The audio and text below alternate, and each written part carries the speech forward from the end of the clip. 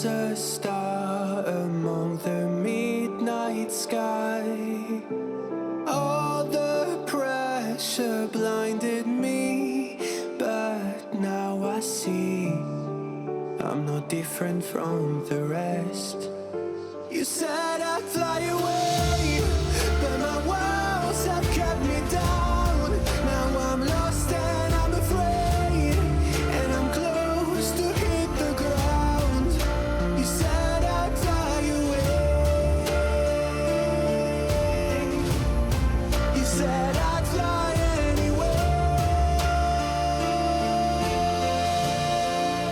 but I keep on falling.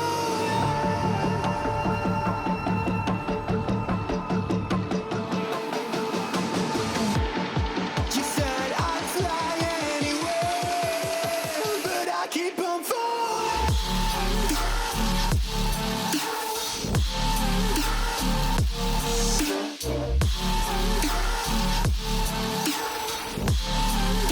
But I keep on falling.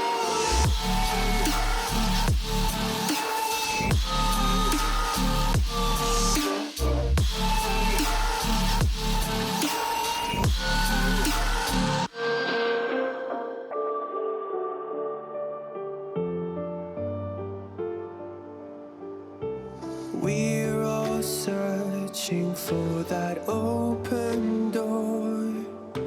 Show me proof that there is something more. I just hope I am okay with the choices I make. Maybe then I'll understand. You said I'd fly away, but my walls have kept me down. Now I'm lost and I'm afraid, and I'm close to hit the ground. You said I'd fly away. You said I'd fly anyway, but I keep on falling.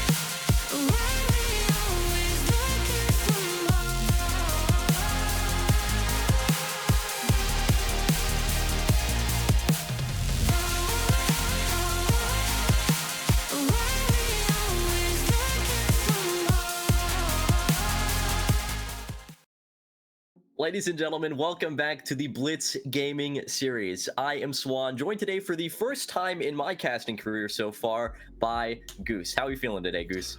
I'm feeling great. We got our first round of playoffs. We got a second and third seed going up against each other. It's going to be Kunai and Zomblers. It's a very close and exciting matchup, in my opinion, on paper. I think I 100% agree with that. I think despite not having played each other, I think you mentioned this to me at the start of the group stage. And speaking of group stage, we're going to take a look at our bracket here real quick. But these teams have yet to play each other so far. This is their first face-off in Blitz, at least this season, if not ever.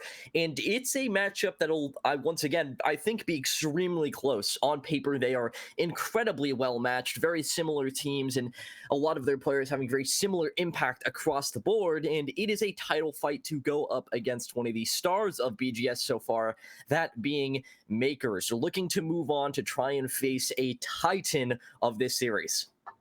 Yeah, probably one of the most uneven matchups on paper, of course. And again, going into this matchup, a 2-0 is going to be great. You perhaps maybe want to hide that third map because that's honestly one of your only hopes and dreams of beating Makers, is hiding every small bit of strategy you have. But not going to get too far. We got to actually talk about the teams, the players that we're going to be seeing today. If you are not aware, Kunai have replaced two players. The sub rule has changed going into playoffs. It's reset. So we're going to be seeing Kiwaz and Tweety coming in, both experienced players in the T4, T3 scene. So you still have that set three of Dexy, Dementes, and Soapy, but players like Retro, the IGL, will be gone from today. And Zomblers, you'll have their full five. So that going into this matchup, on paper, with the five, Kunai, in my opinion, had the upper hand. But with the factor of those two new subs and Zomblers having their set five, they could find this a little bit more even than they originally thought.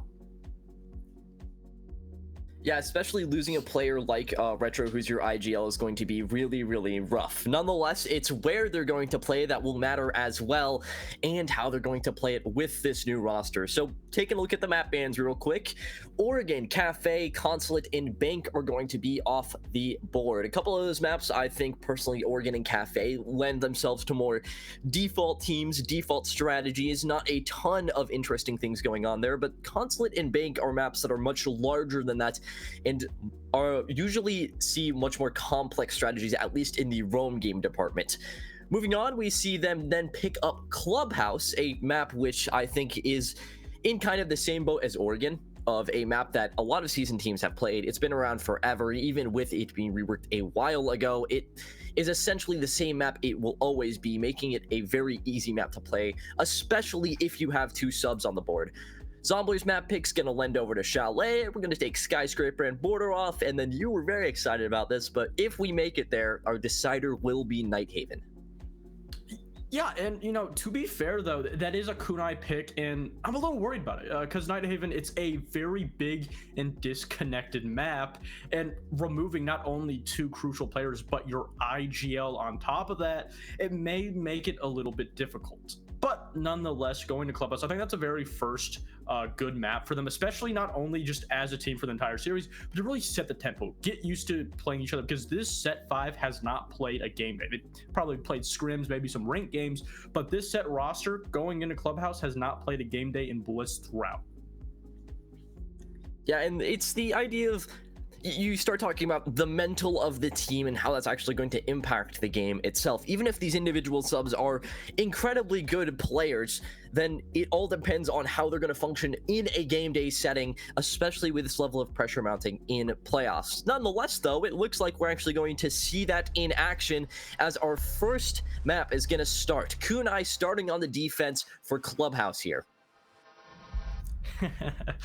Already getting good in the all chat, but we're going to be going to the ban phase for the very first couple of seconds of the match. And a lot of the times we do perhaps see that Monty be banned out, maybe even perhaps a Capitao, to make defending that Raptors position a little bit easier. And Clubhouse isn't a map where the bans necessarily decide the entire map. It can decide certain sites. Again, like I talked about, CC Cash, which has lost some of its overall play time. More teams going rather over to that master in gym bomb site, but Capitão will be left on the board. He's going to be able to use that execution utility to be able to take that space. Dokkaebi instead will be banned, and Bandit, a little bit questionable. Bandit? But for a map like Clubhouse, where getting the hard walls open, especially on the top 2 floors, I understand the theory behind it. Even so, though, I think that if the Cade is left on the board here, in fact, he's actually going to be taken off, that is no denial now for both walls and hatches alike, besides the mute. For the case of CC breach and maybe even potentially that jacuzzi side breach, you could opt to bring the Mira. Impact tricking there has become a little bit harder, but it is an option for Kunai and starting on their defense. But even so, taking both of those huge denial operators off the board makes this a really interesting map even before we get started, because there's so many positions on Clubhouse specifically that rely on kind of locking down those walls. And if you lose areas like CC wall, jacuzzi breach, construction single, it gets really difficult for the defense to effectively rotate or have an effective hold on the site itself, then due to the proximity the attackers have. And it's going to essentially force Kunai to come up with, new solvabilities, new ways, new tech to kind of off-put the attack of Zomblers. And that's what the original 5 of Kunai was known for. They went in 3 overtime matches throughout all of their group stage games, and that was because they were able to adapt. They were able to change their playstyle so much, and removing that hard breach denial is going to force you to even be more adaptable. But the question is, are they going to put a lot of emphasis on that roam game? A run out from Dexy, but it's going to be fire to finish him off. Very ambitious start there from Dexy. Fortunately, it is the Goyo, and while losing out on that ACOG vector is not what you want, he still is going to have that place and forget utility of those canisters on the board. A little bit of a widespread attack here from Zomblers. Dirt is going to be left unreinforced. Matt Bonger is going to be helping fire upstairs here to try and clear out some of this vertical utility. Now, with the Kaid being off the board, Kitchen should be relatively free for them. If they can get in there safely and put a breach charge down, the hatch should be open. They're just worried about the roam game. Dexy is taken off the board very early, and that's an alleviating roam threat kind of removed off the board, and now all they have to do is clear the 3rd floor and start working this utility, of which they already have been, toward that kitchen side. Soapy's going to be playing a very isolated position, and you can say the same for Tweety also. Sure, Soapy could be in the position to rotate over and then go back down to the bomb side of Tweety, but because they're so disconnected, Soapy is essentially forced to execute. He has to make a decision if he wants to continue to hold this space around the map, continue to try to waste time. But if you look at the overall attack from Zomblers right now, they're simply just ignoring him, circumventing his position, getting these hatches open, pushing out these defined defender positions to make it a little bit easier to drop down that hatch. And as I said, that Soapy starts to get a little bit active, but it's actually going to be Dementes to get the very first pick onto him. Quickly going to be traded out, though, as Flixer's going to find that kill onto Soapy, but it's going to be an attempt to trade by Tweety. It's going to fall to the wayside, and now Zomblers is up 2-man on this site. Fire is going to walk down that side towards main, and those vertical holes he made earlier are going to have huge effect. A nice shot from Kiwaz toward the hatch to try and stop this push from collapsing around him, but he's got to contend with a shield in Dirt and 2 flashbangs dropping from the hatches trying to blind him. He's going to catch an angle on the blitz, but Cordell's going to be ready for it and finish him off in a very swift fashion. A very questionable round for the very first defense from Kunai. And I think just every decision you can chalk it up to questionable. Like, why did Valkyrie swing? Obviously the question for that is you wanted to get aggressive. You wanted to push back tempo, but eventually was cut off on a crossfire. And then because they lost that pick Maluzi, for the exact same reason, again, try to get very aggressive early on, try to compensate for losing that map control, losing that pick, but it's map control that they essentially gave away. Not even talking about the lack of breach denial, but that roam game was so disconnected that it allowed Zomblers to just ignore it, get those hatches open, start working and pushing out those defenders on the site with players and operators like that Fuse, and essentially it was a really easy and readable defense for Zomblers, and they ate it up. Kunai just not really doing enough to give them obstacles, problems to deal with early on in the round, and because of it, they essentially had their entire attack set up in the minute 30s round. I'd 100% agree. By the halfway point, it looked like Zomblers had an infinite amount of control over the map. Despite those couple of lingering roamers, they had the solution at every turn. Nonetheless, Kunai heading back downstairs again, looking for different results. Kua is going to be the one to look for a spawn peak this time, and now seeing it 2 rounds in a row, I have a feeling it's going to be a consistent trend with Kunai on their defense here. So we are going to be making a quick note of that, and more importantly, keeping an eye on that early aggression. Zomblers, once again, pretty spread out, having some couple players head in toward the strip side, obviously now realizing the contact on that spawn peak, but a very similar setup to what we saw them have last round on this attack, and almost no pressure mounted in their direction, despite the player being in lounge. If you look at the defender utility after Fire gets the very first pick onto Dexy, Kunai originally had 5 nitro cells, now dwindled down to 4, and that is utility that you essentially need on the bomb site. And because Dexy lost his life so early on, that C4 is going to be absolutely unusable. It's going to be, again, a questionable decision. I understand the theory behind it, having a lot of that denial for the actual execution, especially for operators against Cordell, like on the Blitz. But if you start losing players and you can't even use that secondary utility on the C4, it's simply going to be useless. Again, that aggression early on punishes Kunai, and they don't really have a great answer to compensate for it. Still gonna have those nitro cells on site. Gonna try and burn one to hopefully find a peek here once this player walks in on Kitchen. This is so smart from the Habana here, knowing that based on the lineup that Kunai was bringing, there's going to be so many nitro cells, and actually trying to grab that hatch from a distance rather than walking in and putting yourself under threat there. Zombies has had an amazing read onto Kunai so far. Despite this, Dementes is going to be working his way down the backside of main. Picks up a kill onto Flixers. That is going to throw a wrench in the Zombies plan. They know he's up there. They're going to have to, almost going to have to clear him or take a very quick routing change to hit site fast. Kiwaz going to be falling to Cordell. He's going to spot the player lurking down main. Didn't quite hear the ram rotate back up, but it's a quick rotate up from the underside of main this time for Sophie to try and bring things back into an even man count. Instead, he's going to leave his teammate in a 1v3, and it's the Mira of Tweety fighting against the world. The Blitz still on the board again, trying to isolate the 1v1s to the best of their ability. And Zomblers isn't slowing down the pace at all yet. They're making sure they're doing their due diligence to drone, but the pressure put on the single player is being sustained.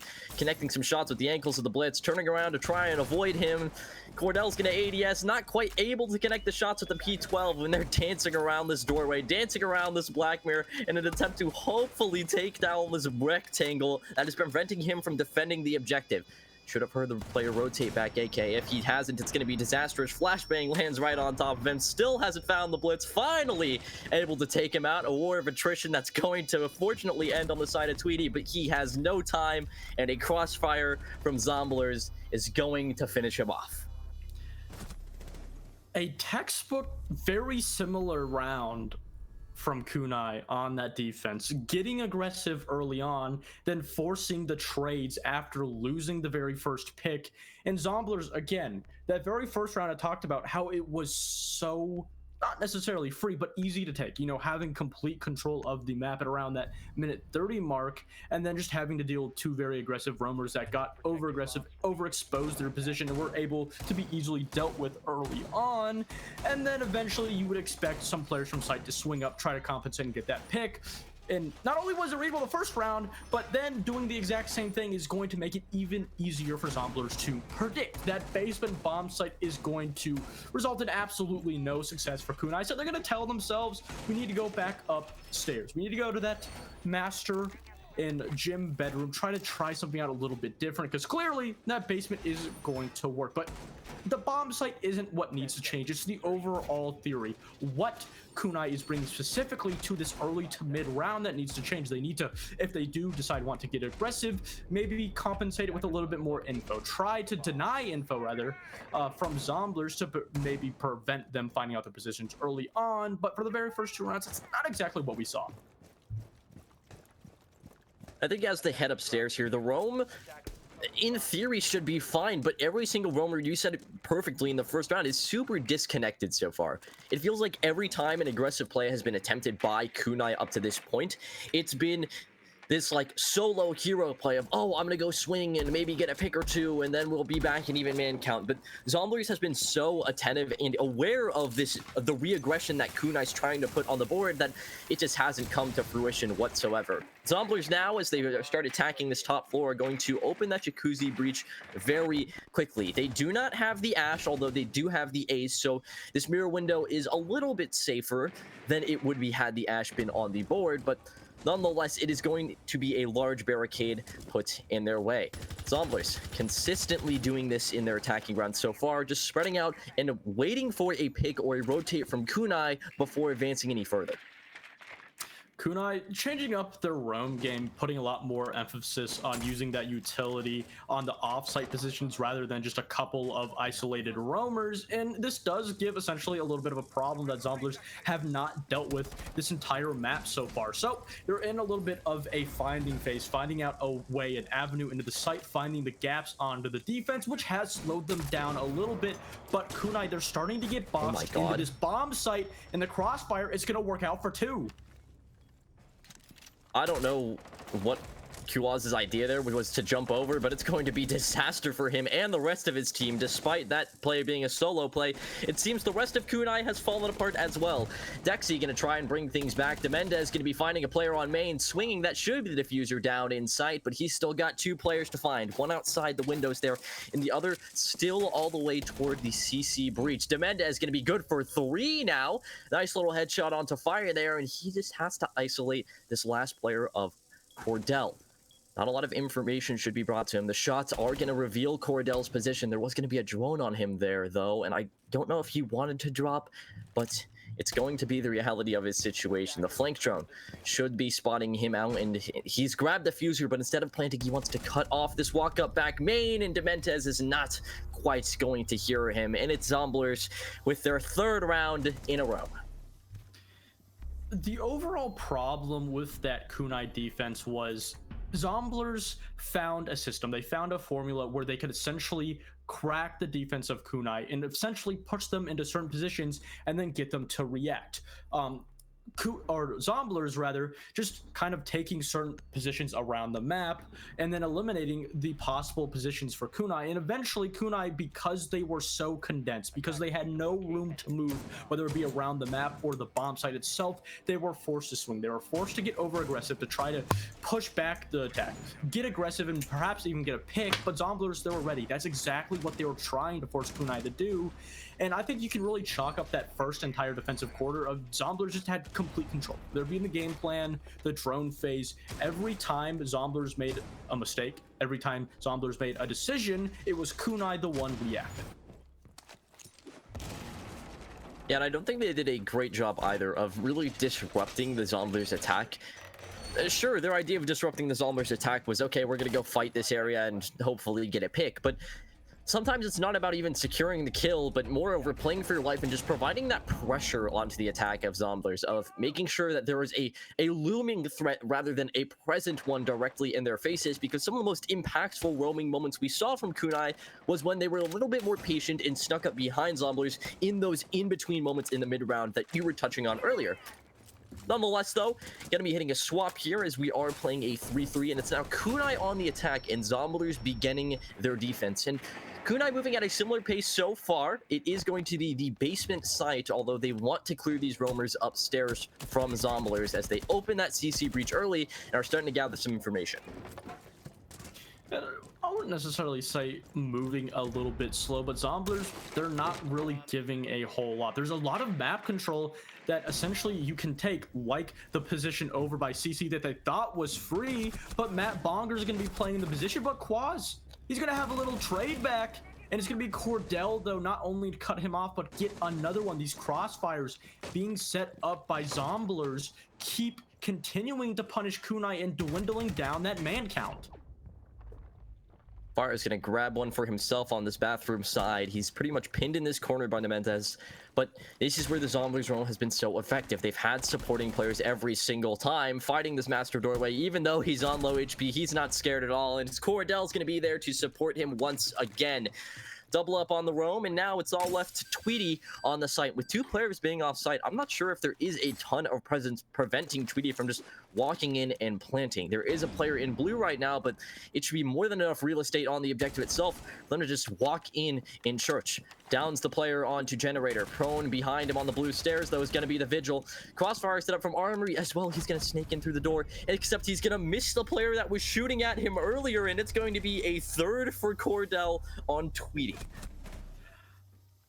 That theme of Zomblers setting up a crossfire, then baiting Kunai into getting over aggressive and swinging continues onto their defense, which is not something you necessarily see a lot of the time. Every time, especially on that roam over by Jim and Master, when Zomblers were able and were given a chance to regroup, play that 2v1, set up a crossfire, and then bait that swing off of that single isolated attacker, they took the chance. And it's chances that Kunai continue to give them. And honestly, it's complete dominance, not only in the scoreline, but every single decision that Kunai makes, again, is a reaction to what Zomblers has done. And I said this time and time again, a reaction style gameplay of Siege simply is not a winning one.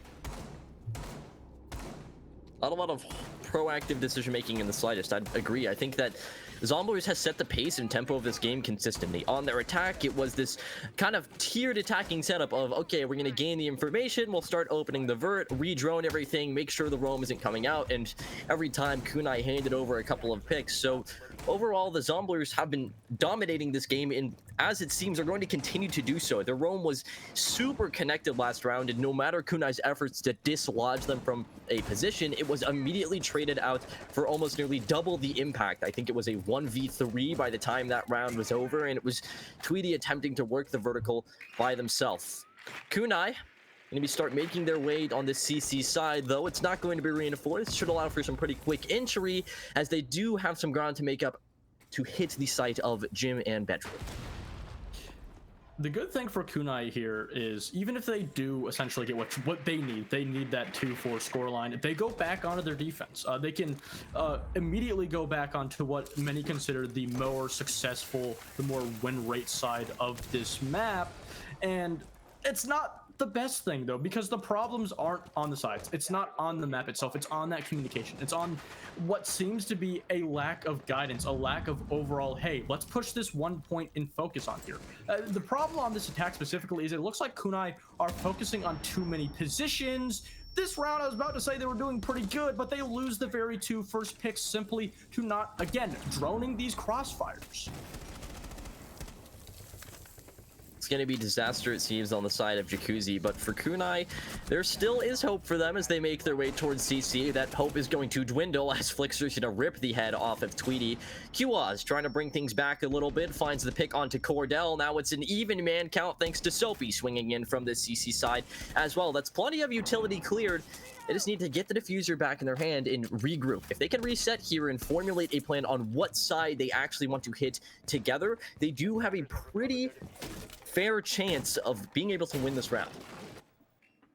You could see Kiwaz was, attempting. He was pondering on going up those main stairs, but then Soapy says, okay, you got to come play over by me. We got to take this 2v2. And that's exactly what they need to do. They need to take these 2v1, try to isolate these two players, try to separate them.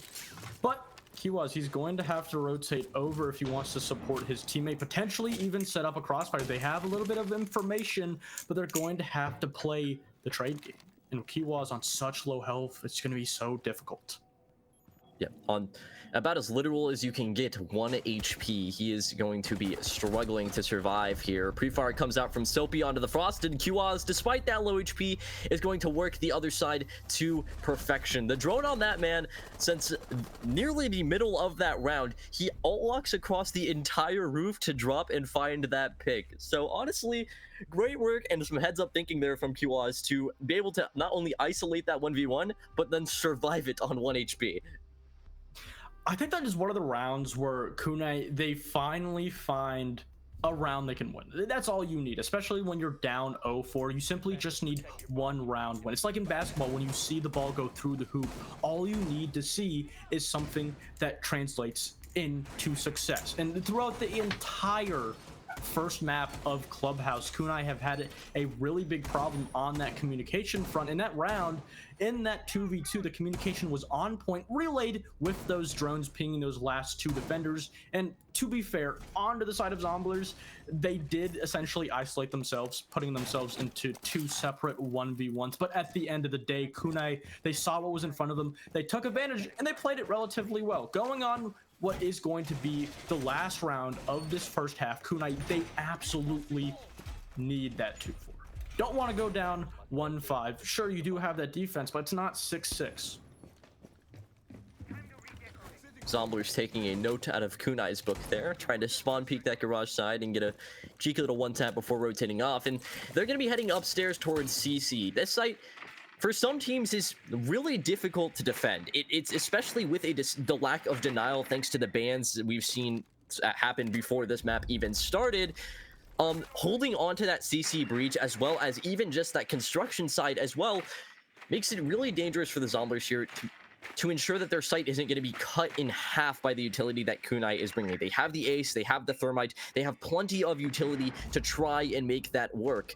Doing their due diligence, trying to clear some of the utility committed toward the rafter side here before they even open that breach, and it is going to be a master side take for them as well. The problem here is, aside from that Flores and the Grim, you don't really have a whole lot of utility to put pressure onto that Raptors position. Like you just said, they're going to be focusing on this master side. And sure, it's a great push. You do need to take the master. You do need to eventually get control of construction. But if you don't get a split push over by Raptors, you're going to be punished for it. And it's starting to feel like they're essentially putting all this focus on the master because they don't really have a great option. They don't have a great answer to clear that Raptors position. And with around half of the round gone, completely pushing all the defenders over into the bomb site, they can start to try to find a way, try to find an avenue to set up that split push because they can't just push in from construction.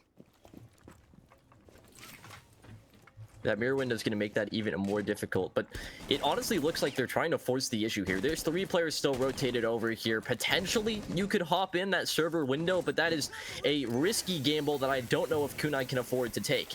Opening up that full construction breach now, not just construction single itself. A nice pre-fire from Dementes is going to take out Flixer. It's the ace to just walk into the site uncontested. Despite the utility committed, it is a slaughter from Kunai as they just walk right in. The Rafter player still has the crossfire set up, but it's now a 1v5. A nice flick too for Fire now, fighting the side of red. He's going to be planted behind those zombie barricades, trying to find any single form of tension that he can, putting some pressure against Kunai in any situation. Once again, spotting this player out on red. With nearly 40 HP on him, he maybe can catch a couple of bullets, swings out, finds the player red, but isn't able to turn his crosshair over to Dementes. Kunai, what I thought was going to be a very dangerous and risky push, instead turned into the perfect walkway to get the fuser down. One of the factors that comes into play when you have a team that essentially plays a little bit like a pug stack. It's not a pug stack, but because you're missing your IGL, you essentially have to have any player who sees an opening shot call.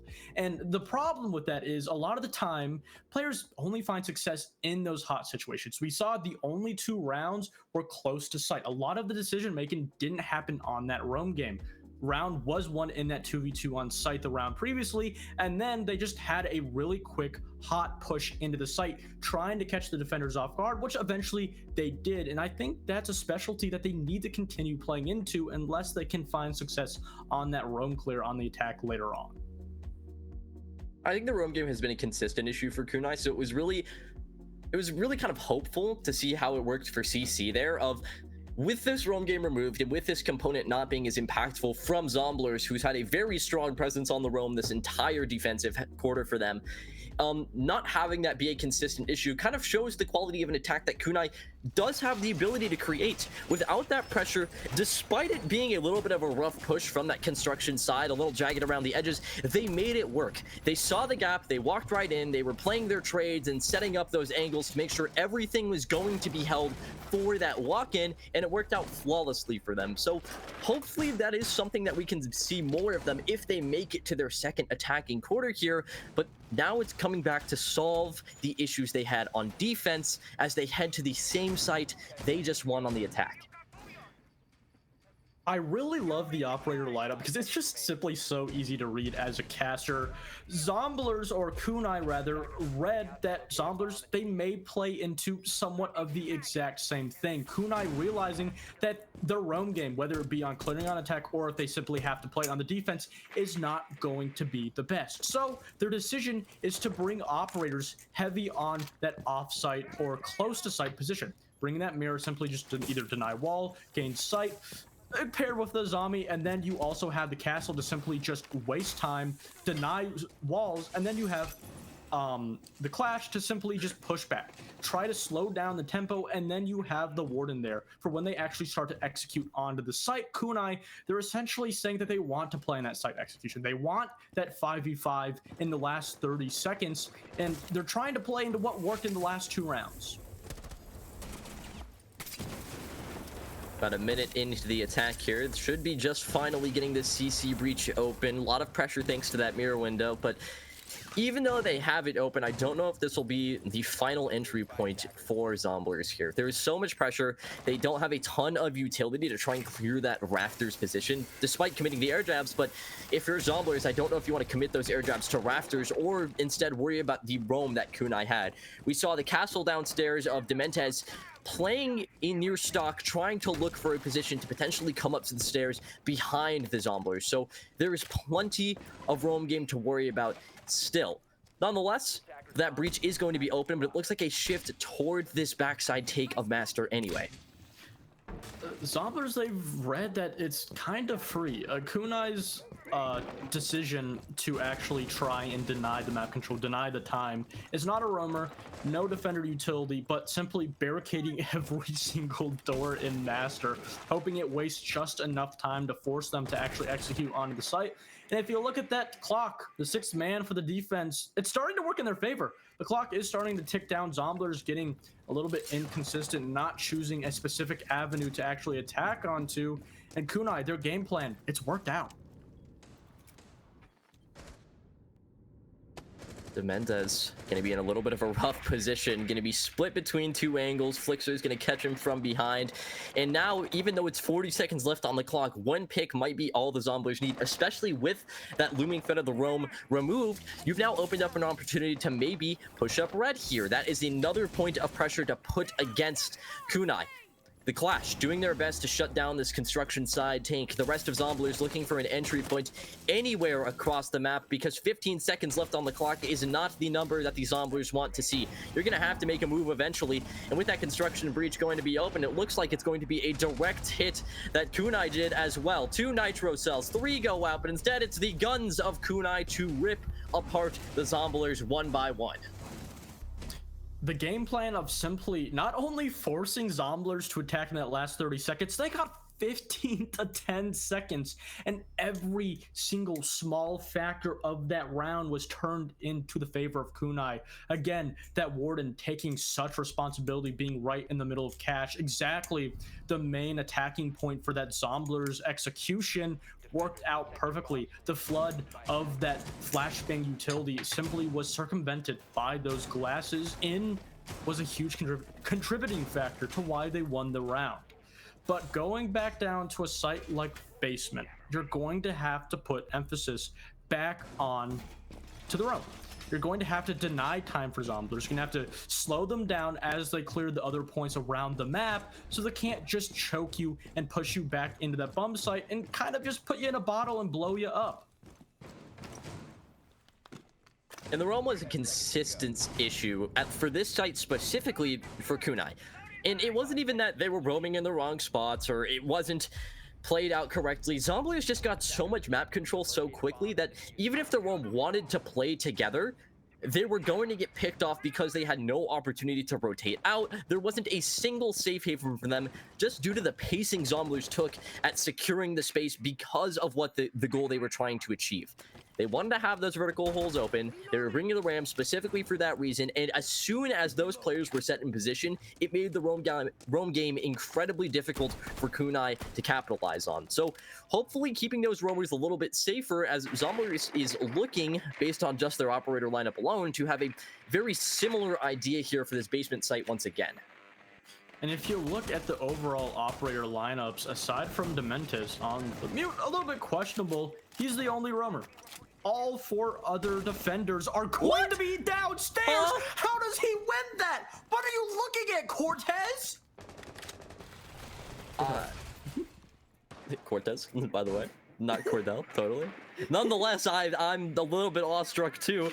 I have no clue how he doesn't hear him for like the first 20 seconds of that engagement, and then just has the opportunity to 180 and be like, no, we're not gonna do this today. It's okay. You can go away, Cordell. I don't want to deal with you. And this is the exact situation that Kunai wants. Fire's now rotating back up main. They're trying to finalize this vertical control that they wanted. And this is the phantom pressure of the roam that I was talking about. Losing the blitz upstairs, there's now going to be a thought of, oh, well, he could still be there. There's a chance we have to be careful of that later into this round. But now Kunai can just bunker down on site exactly like they're doing. It makes Zombies waste their own time worrying about that roam game. On top of that, Kunai, they finally reinforced those 2 dirt walls. Again, another obstacle in the way of the Zomblers attack that they haven't been able to deal with before.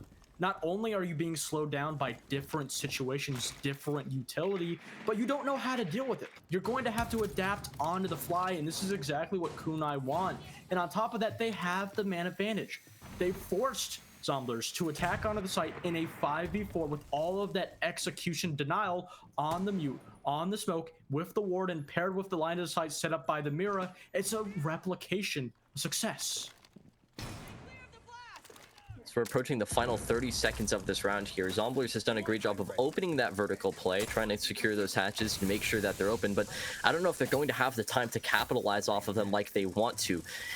Blue's effectively a dead end here for Flixer. Not much he can do as the drop's going to come through on Moto side instead. Soapy going to be taking out Fire. They're going to try and walk through that triple church wall, and it's just going to be disaster around every corner. Whether it be an SMG-11, a Vector, or a shotgun, Kunai completely shuts down the attack there.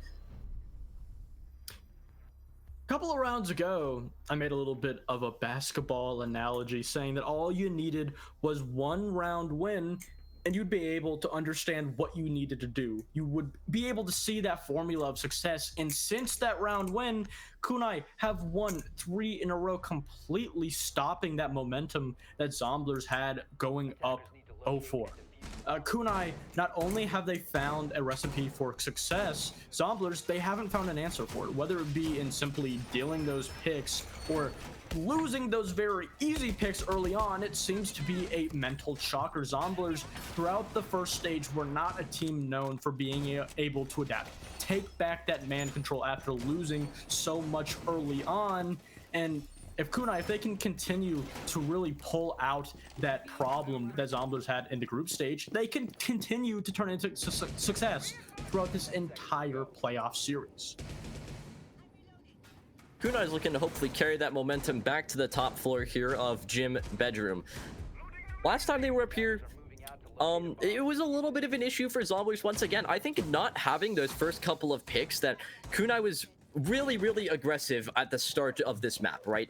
Of that entire roam game, it was consistently in the face of Zomblers. They were trying to just go for picks, even some spawn peaks here and there that didn't quite work out. But now that Zomblers has lost that ability to kind of gain that momentum based off that first pick or those first 2 picks, they've had some trouble claiming the space that Kunai has laid stake to, of areas such as top red here, areas such as even that jacuzzi breach have become, instead of areas for Zomblers to enter, another point of contention that slows them down even further.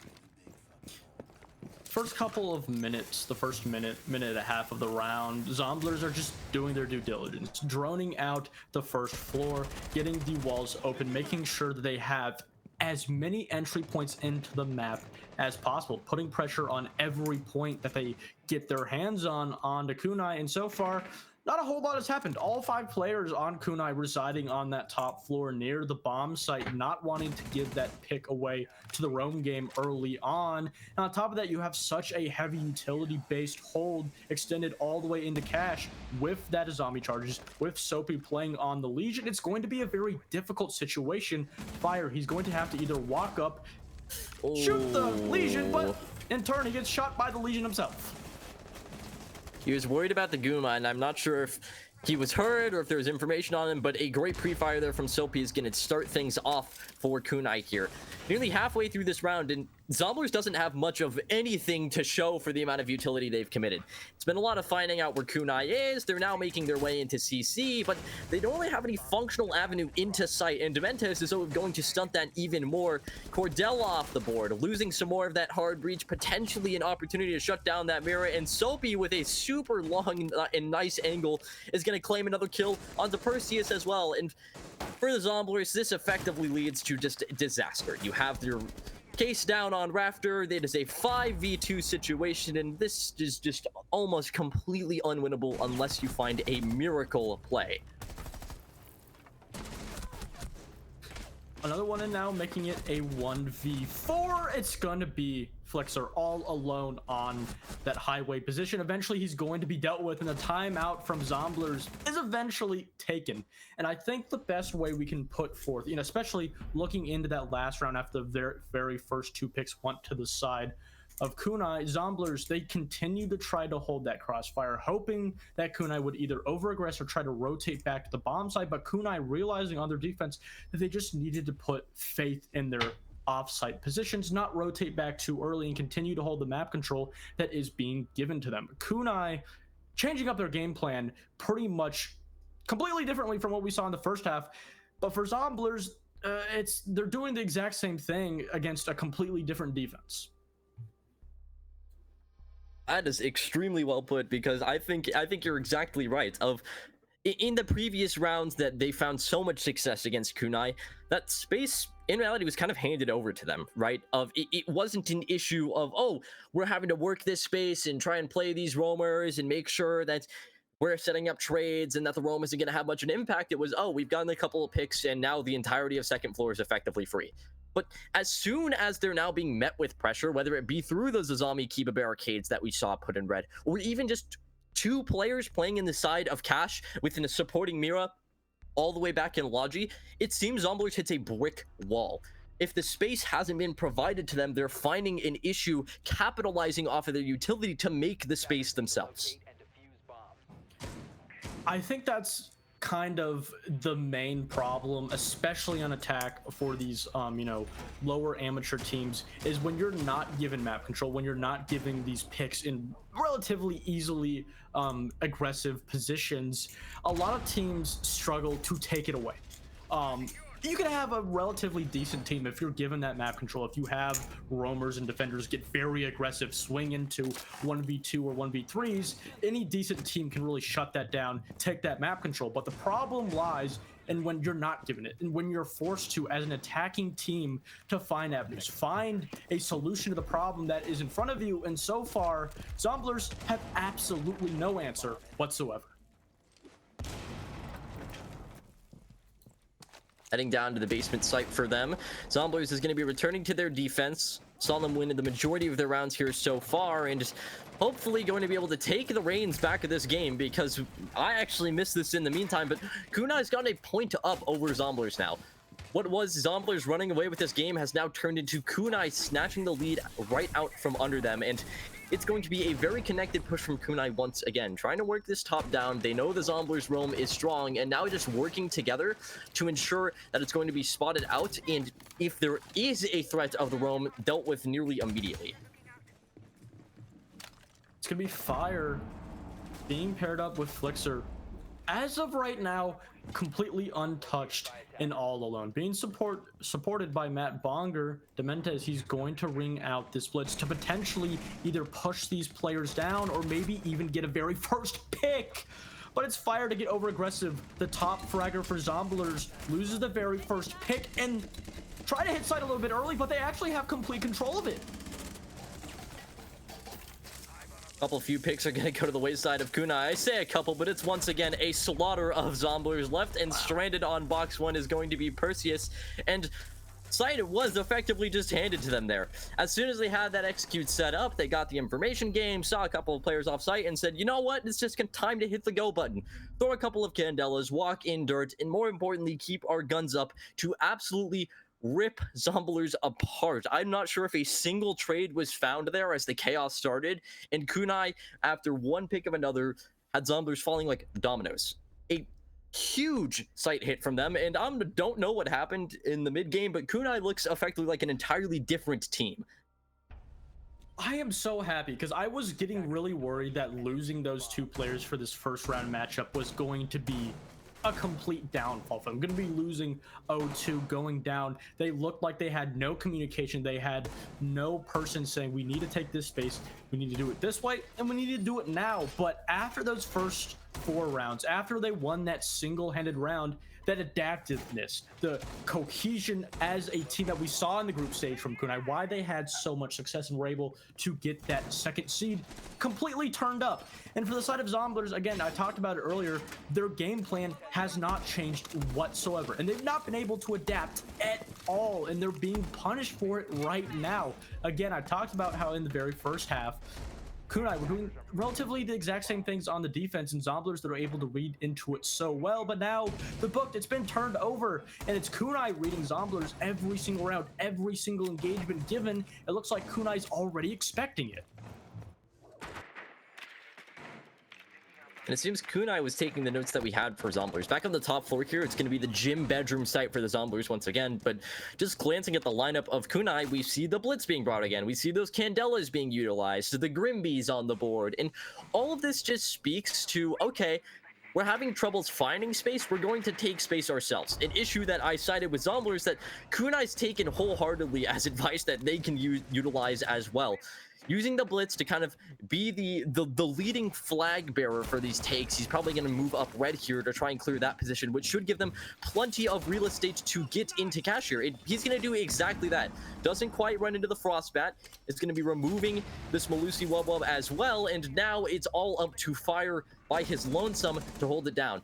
Is going to find the first kill onto Soapy, and the Blitz is going to chase a foolhardy roamer downstairs, and he's going to quickly find the trade onto Flixer. Now an even man count, but plenty of space gained for Kunai.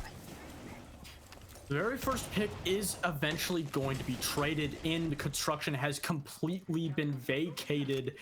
That problem of losing that first pick after being traded back, so much space being cleared out from Kunai. Absolutely no time wasted. They've completely condensed all 4 players onto the bomb site with half of the round still to actually execute on. The Blitz gonna walk in, almost finds the kill onto the Azami, but fortunately there is going to be a trade setup from Zomblers, that support from Bathroom. These Candelas are going to pop off in sight. Matt Vonger not affected by them by the long angle, but he is going to be affected by the AK-12 Tweety right in his face on that highway window. Was separated from his teammate once again, a very similar situation to what we've seen many rounds previous, and he's going to be fighting the objective by himself. Gordell's just going to rotate right back in, set up a crossfire with his teammates, and with yourself being separated like that, you've left Tweety in a 1v3, working their way toward that Logi drop. The breach charge trying to pull some attention away potentially from the fact that Tweety dropped in the first place. Moving in through this rotate. Is not quite sure where these enemies are. Pre-fires toward the side of Jim, but still has 2 other defenders to find. And to be honest, not enough time to do so. Still being shot at from that Jim doorway. It's just so much mounting pressure. Goes the other way of the Logi side. Rotate and can't quite find the headshot onto Fire as they vault through. The Zomblers trying to keep themselves alive in the series. Kunai overstepping their welcome, and in that round, I simply think they just did too much. They had complete map control, pushed all 4 defenders essentially into the map, even clearing over by initiation, and then the Blitz over swinging, getting over aggressive, and then a player dropping that hatch in initiation. Again, doing the exact same thing we saw in the first half. Once you lose a player, you'll have yet another Kunai player swinging you, getting over aggressive, trying to compensate when they didn't necessarily need to. They still had time to set up. They still had that drone economy to gain that intel, to find out the last couple of positions on the bomb site, but they simply didn't need to. Overstepped their welcome, and again, simply did too much too quickly when they simply were not ready for it. Kind of losing some of that due diligence, and I think it just came with the chaos of the lineup that they brought, of the assumption that the utility they had in their pockets, specifically those Candelas, were going to do the job and clearing most of the positions that they were weary of. Just happened to not be the case. It was perfectly dodged by the Zomblers there. They had a couple players set up on long angles. Specifically, that Frost in Gym was a huge contributor to holding down that long rotate all the way from construction side that really helped kind of stunt the push there from Kunai. So great work at trying to be aware of that. And now Kunai is remaining on match point. Zombler is trying to bring this game into overtime as they're going to head downstairs. I really like this position from Fire because he's making himself known. He's basically the glaring red alert to Kunai. They know exactly where he is, and he has an avenue to completely push away, but he doesn't expect the blitz. A problem, an obstacle tried and failed to be set up by Zomblers, and because of that, not only do they lose their very first pick, their entry player, but they also lose so much of that Azami utility early on, and now the first 2 floors are completely vacated, and Kunai, they can do whatever they want now. This looks like a mirror of what we saw the first half of this map. This is exactly like a Zombler's attack. Push in pretty aggressive with the blitz. You found a first pick. Now it's time to work the vertical and set up these tier drones. It is a textbook take here coming out from Kunai so far, and if Zomblers doesn't have a plan to stop it, it could get very difficult for them. Still continuing to work the vertical, trying to capitalize on that information game. Matt Bonger is going to be walking up on that secret side. It's going to be the blitz, not going to be able to find him as Matt Bonger, his teammate, doing his best to find the trade, but it's going to be 3 on the back of the blitz for this round. Wants to go get his ace. Dexy's going to hold on to it for him instead, and the diffuser's going to get dropped in the meantime. Kunai with a hero play on the back of that blitz and a free real estate setup on site is going to take map 1. Talk about a comeback for Kunai. Taking that map that they first picked an absolute convincing fashion after those first 4 rounds, of course. And again, I talked about how they simply found that winning formula, using that aggression banked off of the intel and attacking utility like the smokes and the flashbangs to push out those hardened defender positions. Again, like you talked about in that execution, it really looks like both sides have been flopped.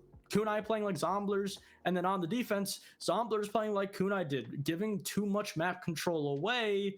But the good thing is we'll be going over to Chalet, and Zomblers will potentially have a chance to fix their problems. Hopefully they will, because they looked really, really good at the start of that first map. I think I agree. I'm not sure what happened, if they just lost momentum or if Kunai just kept finding the gap on them, but Kunai really flipped the script there on them. I thought it was going to be absolutely Zombler's game based on how they were playing in that first half, but it seemed to very, very quickly change. We do have a second map coming up for you. I believe you said it is going to be Chalet, and we're just going to get that set up for you really quickly after we take a short break.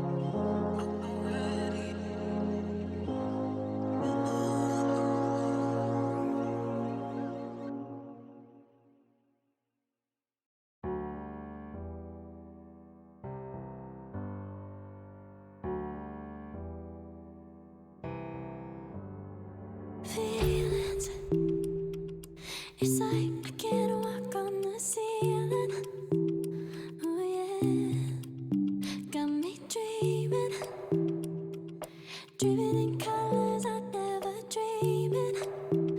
Oh yeah. I let you in deeper than I let anyone else before. Fell in love with my broken pieces, took them all and made them yours. Didn't know what my heartbeat needed. Skipping out, no I can't keep score. When I lose my breath, boy, you got me breathing. Oh, every little thing you do, every time you hold me, take me higher, higher. Every little thing you do, every time you hold me, take me higher, higher. Oh.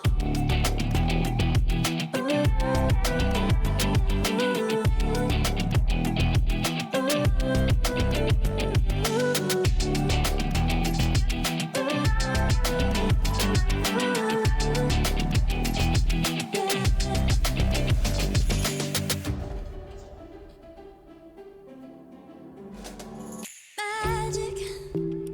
No, I'm never letting go. Now that I have it with you. When you kiss me, it's like the stars fall out the sky onto my heart to cover up what I don't wanna show. I let you in deeper than I let anyone else before. Fell in love with my broken pieces, took them all and made them yours. Didn't know what my heartbeat needed. Skipping out, no I can't keep score. When I lose my breath, boy, you got me breathing. Oh, every little thing you do, every time you hold me, take me higher, higher. Every little thing you do, every time you hold me, take me higher. Ladies and gentlemen, welcome back to the Blitz Gaming Series playoffs. For those who just missed it, we're on a match currently between Kunai and Zomblers. Zomblers, who were looking great at map 1, had the script completely flipped on them as Kunai was able to turn it around and take it back. Now, moving on to map 2 here, Zomblers is looking to stay in the game. And speaking of map 2, where are we headed, Goose?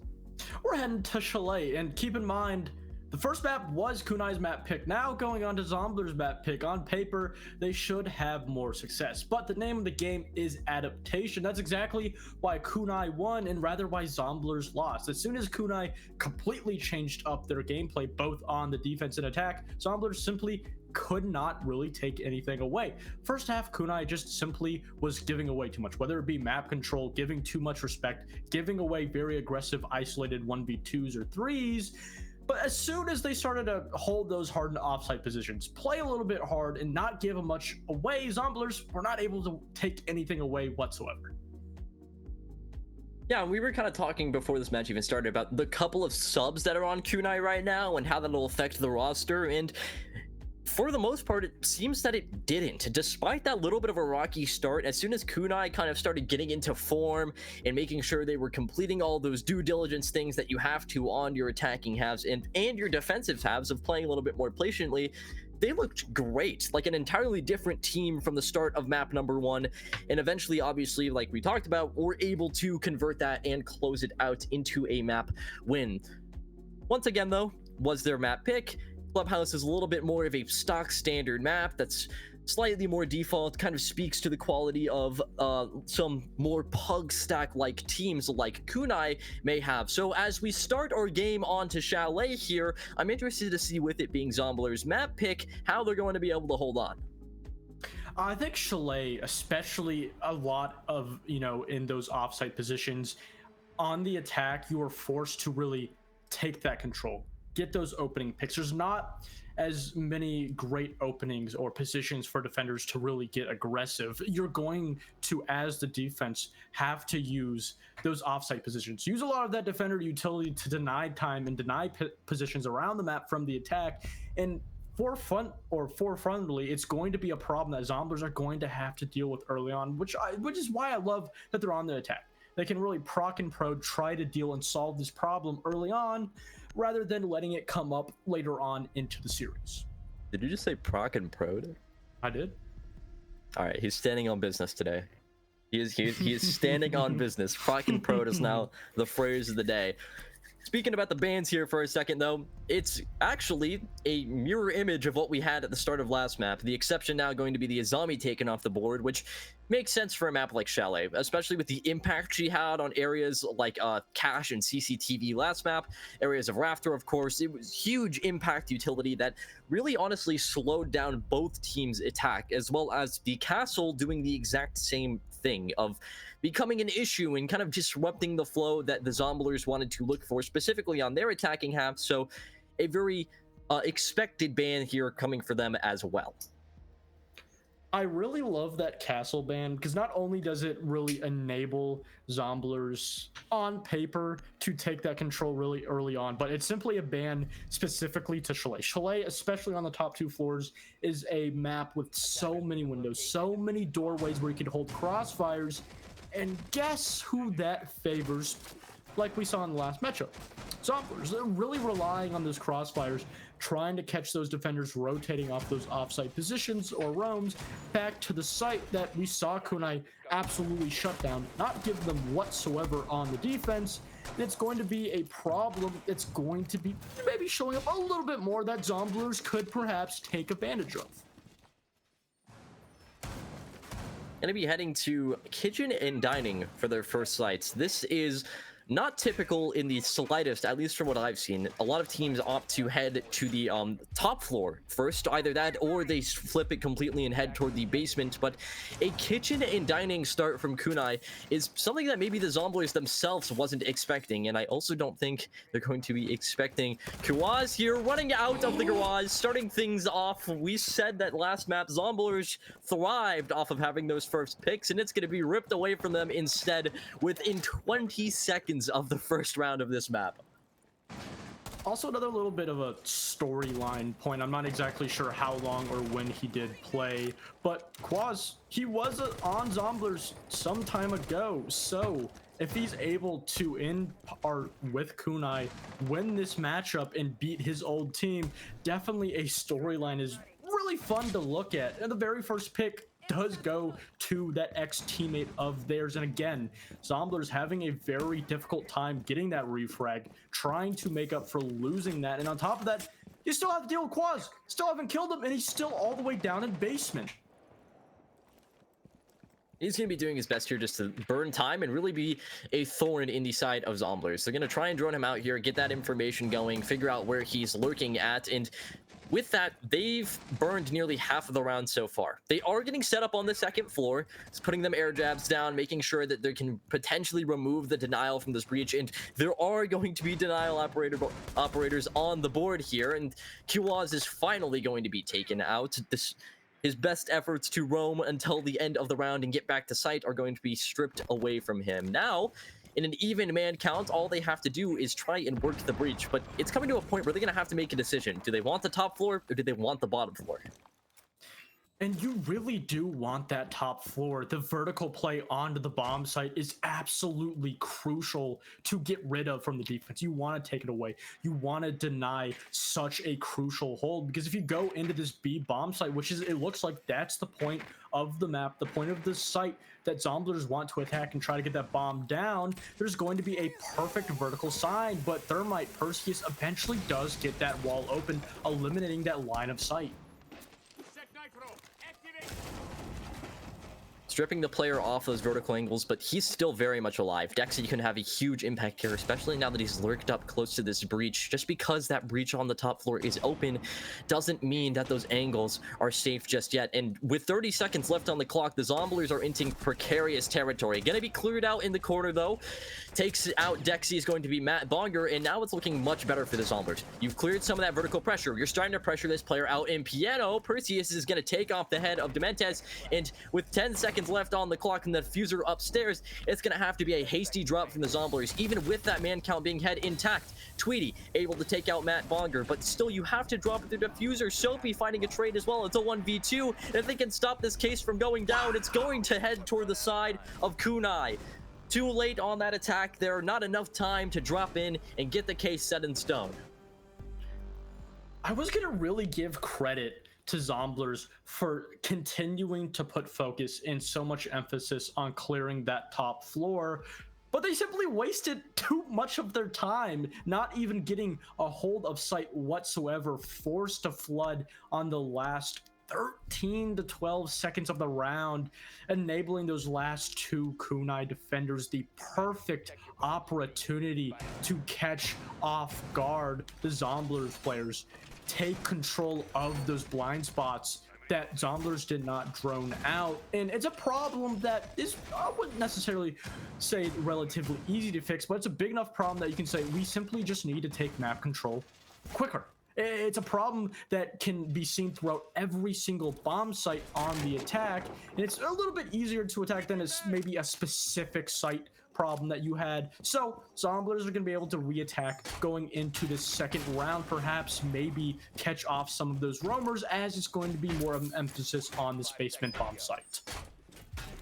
Yeah, and to speak of the quality of the roam here quick from Kiwaz there, even though he only got one pick, he burned half the timer off the Zomblers, which is a lot of the reason why they struggled to find a foothold later into that round. But you said it yourself, heading down to basement here, the roam game is going to have to look entirely different. You aren't just wasting time, you're actually going to have to bunker down and try and hold this vertical. Zomblers, with tons of pressure mounting toward this top floor, looking to clear top down, as well as a little bit of poke from the backside toward that big car garage. It's going to spell a little bit of a split take here. Of once they've controlled that vertical, there's potentiality for them to open up that main breach and pinch this site from both sides.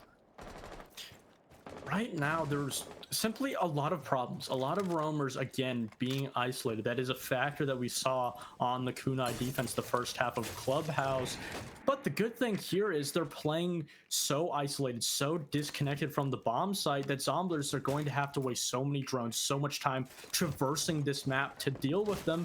Paired with the player over on blue, it's a perfect opportunity for Dexy to perhaps maybe catch a player off guard. But Zomblers, they're being very careful of the positions, making sure that they don't overstep, droning every inch, making sure that they have coverage, intel, a line of sight on every part of the map that they want to try to attack on. But the problem is, again, they're wasting so much time on these roams and off-site positions. And that timer is very quickly going to become their worst enemy again, because there's so much stall utility on the objective itself. You have those Malusis committed down there, the Miro windows, you have yet to deal with the Cades or open a main breach, as well as the Goo Mines, which are stacking as this round grows later. Zomblers is going to have to commit to something here, and they don't have a lot of ground to show for it. After spotting that player out on that Case's hallway, they've didn't fully clear library just yet, and now are finally starting to work this big car garage. But once again, there's so much utility committed. The Kaid Claw is going to be rotated, that Mira is going to be held up, and Kiwaz is going to start things off first once again. A nice opening pick onto Fire, as they're just going to lock down every single of this corner of this map so far. Soapy playing with his life a little bit, almost being taken down by Perseus. But again, these crossfires being set up by Zomblers to clear out these positions. But Soapy, with those glasses, is absolutely the perfect person to hold this water. For right now, again, time is going to be continued to be wasted, but Zomblers, they're starting to dwindle down that man count for the defense. Gonna grab a hold tightly of man advantage here, but they still haven't quite cleared out Soapy, and he's gonna be a really pivotal kind of position to hold on to right now in this area of Boiler. In fact, it's gonna be Case down, a crossfire from his teammate. He's gonna swing wide and pick up another for himself, and what was looking like hope for Zomblers instead is shattered right before their very eyes. Sprays toward the Mira, but there's no time on the clock. He has to make it all the way through, and Tweedy is gonna catch him in his path. One point I really love of this defense from Kunai is whether they have the man count or they're dwindled down like that round, finding themselves in a 3v4 deficit, they identify the main entry point that Zomblers is trying to attack and then put all of their manpower onto that position, making sure that they can deny the main entry point for Zomblers. For example, being that trench in bottom blue position, having a player all the way below hatch, making sure you can deny that, deny perhaps maybe a player swinging onto water or the door onto site, and then you had Kiwaz on that warden, or Soapy rather, on that warden, denying the entry from trench. That was the main point on the site that Zomblers were focusing on, and Kunai making sure they had all the manpower, all the defender utility to deny it. And it was a really interesting issue for Zomblers even before they hit that much utility of they burned nearly half their clock again with nothing to show for it.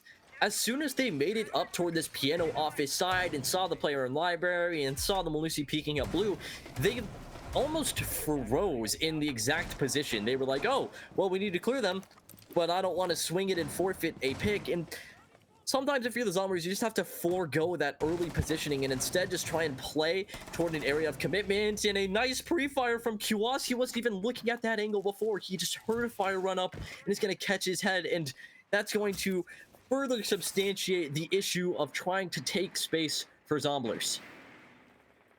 It's been a problem throughout this entire series after Kunai went down 0-4, and it's a problem that is continuing to punish Zomblers onto the second map. I talked about how it was a complete play style problem. It wasn't a problem with the map of Clubhouse, it was a problem with how Zomblers really attack. Have a problem of taking that map control, taking those entry picks when they're not necessarily given to them. Kunai playing so defined, not necessarily giving an inch, making sure if they can continue to reside in a point, specifically Quaz, in this kill box area, usually where a player plays until he dies, he's not going to give it up until he's forced to.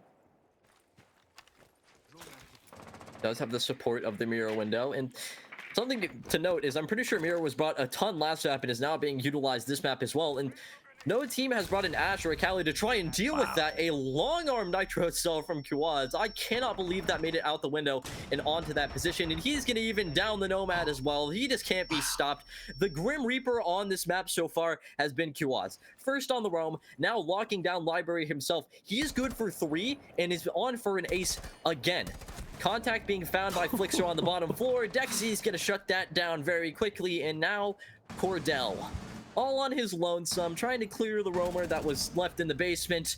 Kiwaz is not going to find his 4K. Instead, he's going to find a 4-1 split now, thanks to being taken out by the F2 there. Spots the player running into Mudroom, but a supporting character is going to be coming around the corner very quickly to force him back down this stairway. And if you're Cordell, there's really not much you can do. You're running away, you've got 4 players pushing you, and if Kunai doesn't throw this here and just slows down a little bit, they can keep doing exactly what they're doing right now. Burning the clock, making sure he's going to die. Cordell, I'm sorry, you cannot be missing those. Kills Soapy on a quick 180, isn't able to find the Nitro Cell, and Dexy swings from the angle. He was just fighting. I really love, specifically, I think it is perfectly shown in that last half, that Kunai, when they identify an isolated player, they make sure he's dead. They make sure that they take him down quickly, and they put as much manpower and utility on top of it. You saw that Kunai, obviously, it's a 4v1. It's a basically unlosable situation, but they didn't want to play it back. They didn't want to play scared. They wanted to make sure that they gave that single last twitch no opportunity, no room to move and potentially come back, making sure that they dealt with him. And I think it's a perfect, really telltale sign of how Kunai is playing this entire series. If they see a problem, they deal with it early on, making sure it can't really snowball into a bigger one later in the round. And on the side of Zomblers, they simply can't deal with any problems that's in front of them. And as much as I hate to say it, they have made almost no forward progress in the last 3 attacking rounds. Every single time they have wanted to control an area or take space or force the roam out, Zomblers has been scared.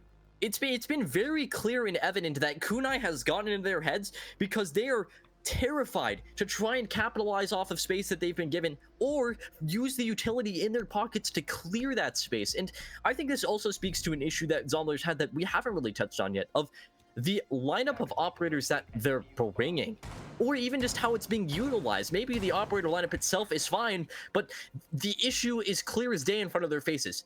They aren't able to get any forward momentum, they aren't able to capitalize off of space, and it's stalling out their clock and forcing them to play into the hands of Kunai. So, either shifting that utility and making sure that it's being utilized in the proper areas to force Kunai to play your game and set the tempo that you found success with before, or change the lineup to allow that to happen, is something that's going to be necessary for the Zomblers.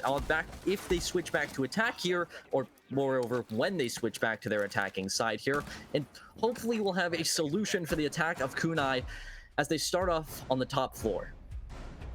This operator lineup is, in my opinion, the definition of unorthodox. You have a Doc paired with that Rook, and then you have two of your main roamers that their sole job is to roam, and then you have Flixer spawn peeking, just dies. This entire operator lineup, their main goal is to take as many gunfights and put themselves in the best situation, most likely either positioning with the Oryx and the Vigil, or health-wise. But spawn peeking, exposing your head early on in a game that has a one-shot headshot mechanic simply will just lose your life. And again, the questionable mistakes and decisions from Zomblers continue to carry on and fire in such a crucial spot in top mez with the Boss G. I'm not sure about it. Don't sleep on the Boss G. The Boss G, the Boss G is an impact weapon. This might be actually, and as much as it sounds like I'm trolling, this might be the exact thing that Zomblers needs in order to capitalize. A one-shot kill, take somebody off the board, and move off of it. Unfortunately, he's gonna get caught in what is a 3-man pressure position. The player on K9, as well as that breach being opened up from Library, is going to leave him stranded. And now Kunai has something that Zomblers didn't have. Plenty of space to work with directly horizontal to the objective. They're going to start working that area toward K9 and an extra pick onto a player who's swinging the head holes wide, even though his teammate is dead on Mezzanine. I'm honestly perplexed as to what Zomblers is thinking right now. These head holes are just crazy. That is the definition of aggressiveness. And it does somewhat work out, putting Matt Bonger into a 1v2. But again, it really goes to show that Zomblers, they're trying to put themselves in a very aggressive position. And Matt Bonger, he gets one, almost gets a second, but it's just not going to be enough. Flashed away, trapped in a corner. There's really not much he can do there. Gonna try and self-res, but Dementes, he's gonna be right there waiting for him. It was good effort. I think the aggression after losing the frost onto those head holes is something that was a little bit needed. Just trying to re-aggress, take back a couple of picks, especially on an angle like that. And this is something Zomblers has been pretty keen on doing that I think Kunai is reading into. Just not, it seems not to be in that case, but Zomblers has had a tendency to re-swing angles a lot. Angles that their teammates have died at, angles that their teammates have already pressured at. They are making sure that even though they played there earlier, or somebody just died there, that the presence is immediately refilled. Unfortunately, it just seems that not capitalizing off those positions or doing it in a little bit of an interesting situation is not going to work out for them. Regressing there worked out because, oh, you're trying to take it back, you leave Matt Bonger at 1v2, maybe he can win, and he got really close. It was a 1v1. All things considered, Matt Bonger did almost all he could there next to winning the round after being triple flashed out in a corner, but still, you shouldn't have to leave yourself in those positions in the first place, because Zomblers, throughout this entire map, and throughout even most of last map, once again, seems to just have the wrong answer to the wrong problem every single time Kunai has presented something to them. I think the perfect way you can essentially label the Zomblers defense so far is trying to eat noodles with a knife. It simply won't work. It's a very good utensil. It works on a lot of different foods, that foods being the overall attacking strategy. But in this situation, it is just completely countered. It doesn't work in any situation whatsoever. And the Brava being unbanned through that ban phase, showing her usefulness, taking so much of that electronic defensive utility early on is going to deny not only positioning, but on top of it, so much intel for those defenders. Nitro still is not going to connect this time outside on the window. Zomblers, one player dropping out of Library, the other one currently stranded in Suicide. It is the Doc, though. He is going to have that stim pistol to sustain himself, and it's going to be really not much of an issue. That first firebolt is going to miss him, so it's not going to do much damage, if any at all, and he's going to... huh? What? No. What? What? I'm so lost. He shoots the stim into the wall, and that is the beginning of the chaos that we just witnessed as well. Two players dropping, another one hopping in through Case's window. Kunai able to bring it back, just holding on to that man advantage with a nice kill through that hatch, but a disaster for Zomblers. Not that if he survived, he would have had much impact in Library anyway, because the push came from elsewhere. The site was so open, they worked their way in through those Case's windows and through Office, and from that point on, it spelled spelled the disaster for the Zomblers. Now they're going to be opening the stock breach, and Fire is going to be in a very, very precarious spot, and Perseus is going to be playing behind the bar, fending for his life as Kunai collapses in around him. Shoots some shots toward the A player on the site, on the chassis. None of them are going to connect. Tweety's going to walk right in behind him, and Kunai seemingly cannot be stopped. Going to that late round, again, going into the micro decisions, the micro plays we're seeing from Kunai, they identified that one player being the Jaeger inside of stock. Instead of simply just flashing him out and then swinging him, they made sure that they opened the wall with that Hibana to push him out into a least favorable position and then cross swing him. It really goes to show you that every single situation, every single obstacle, Kunai deals with it from multiple perspectives. They give themselves multiple chances to shut down that player, or if they do lose that player, there's going to be a second attacker, a teammate right behind him to swing him and shut him down with his back turned. It really goes to show you that simply every single decision, every single small part of the round, whether it be clearing out those roamers or executing onto those last couple of players onto the site, Kunai simply just have a better idea of what to deal with. And I hate to do it to him, but Matt Bonner, on the poor man himself on the dock, just trying to survive in that corner, and he made sure that wall was healed. He made sure that wall was topped off in that position. Tragedy if you are the Zomblers, and could be more coming, although Fire is going to seemingly be the first player to find a change of pace for the Zomblers. A very ambitious spawn peak, I will add, but it is going to work out from this time. Zomblers with a first pick is something that I don't think we can say for the entirety of this map so far. That wasn't immediately traded out at the very least, but still, that is a huge pick. You've now lost the glass, meaning you lose a lot of that long angle potentiality from Big Car Garage, also the main breach, which is currently Kunai's main avenue of attack. Yeah, they're only going to have one exothermic charge left. They're going to try to bank off of these Yings to potentially take this position, almost killing Perseus, but somehow From the where? Ying is down from Fire. Oh, the Boss G long angle from the dining room. I completely missed Fire in that position, but that's a huge impactful frag. Not only have you sustained the player at bar, now the Ying isn't going to be able to run down main, and Dementez is stranded on the Blitz alone, trying to take site by himself. 15 HP, he's going to be very low. Tweety is going to take out Flixer, but they've yet to find Fire still, who should have the opportunity to rotate back down to site and now support his teammates through a 3v2. Those impact needs in his pocket as well are going to be enough to stop the Blitz if he comes in contact with him. Zomblers trying to slow it down a bit, going to throw a couple flashbangs down the hatch. It's not going to quite work out for Matt Bonger there, as he's going to kill one himself and then get quickly traded by Dementez, but he's stuck in a 1v2. He's got a shield in his hand, and it's not going to matter. Fire's aim is true as he catches the shoulder, foot, or otherwise of the Blitz coming around the corner.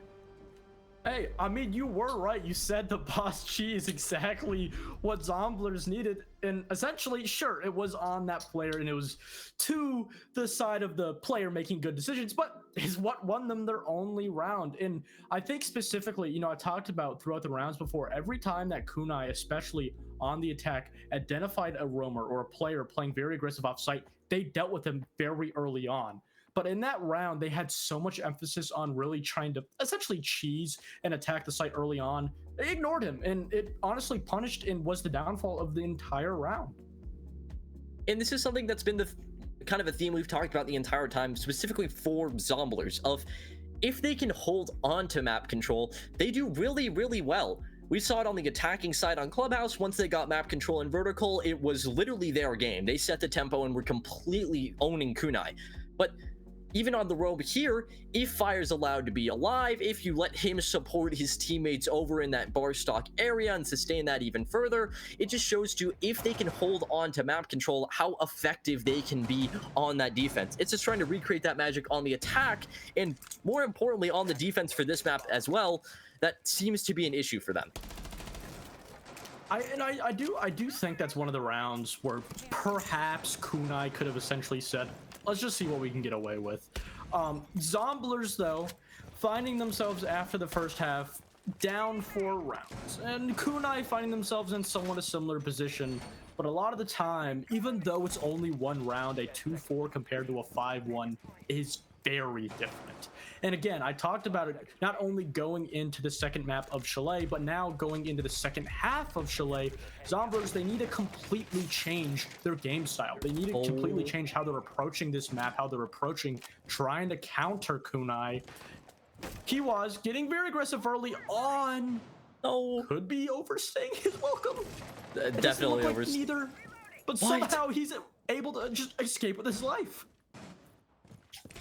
I am honestly appalled that QoS didn't find or even see a single Zombies player there. Honestly, for the best, because if Zombie loses the pick there, then it's going to be rough, and if QoS loses the pick there, well, then you've stranded 4 of your other teammates on site, and you are playing Doc. That is a lot of utility that you want to bring into the late round that can really support these either anchor positions on site or even kind of get your roamers back in the game. Being able to give them a little boost of health real quick. He's going to vault out and find the Claymore, looking onto the roof to kill the repelling player. Zofia lurking up on that mud side. Should know he's still trying to go for a play there, but instead, it's just going to lie in wake. Zomblers trying to find any position on this map right now, really looking for the gap. We've seen them do that so many times of once they find the gap, it becomes essentially their fixation for their attack of, okay, this is the weak position. We need to hit this no matter the utility we've brought. And it seems right now that Kunai is giving them nothing of the sort. I'm really curious about Cordell's position, because there's only really 2 factors on why he's continued to reside all the way away from his team. Either he's waiting for a call, trying to maybe perhaps catch off an aggressive player jumping out, or he simply just doesn't know what to do. And that is a common thing that we've seen in a lot of the micro plays of the rounds from Zomblers and Kunai. They simply just don't necessarily know what to do. But potentially 2 picks coming out here, but Dementez still residing, still not giving up any map control, but Kunai continuing to be punished. Blixer was holding that cutoff angle onto site. Tweety's going to pick up 2 and even it out, though, and it's not going to be a disaster for them yet. Misses the player in bathroom. Whoa, how many bullets can you take, Matt Bonger? It seems he's bulletproof, but it repel into the frost mat. What looked great for the Zomblers has once again fallen apart in their hands. Cordell doing his best to make it work. Flicks between back and forth on those doorways, but doesn't quite check the stairs behind him. Tweety, honestly the savior of that round for Kunai, gonna be good for 3 to put them back in that round. I talked about specifically, highlighting the Zofia. It really goes to show that Zomblers, they don't exactly know what to do. There's a lot they have to deal with, and even when they find a point to fixate on, even when they have success completely clearing that top floor, you still have players not giving up that map control, not giving absolutely anything away, and it really makes it difficult because as soon as Zomblers try to take map control, get it, they think they have it, there still may be a player there waiting for you. Yeah, now Zomblers is looking down the barrel here of being taken out. Kunai is on match points.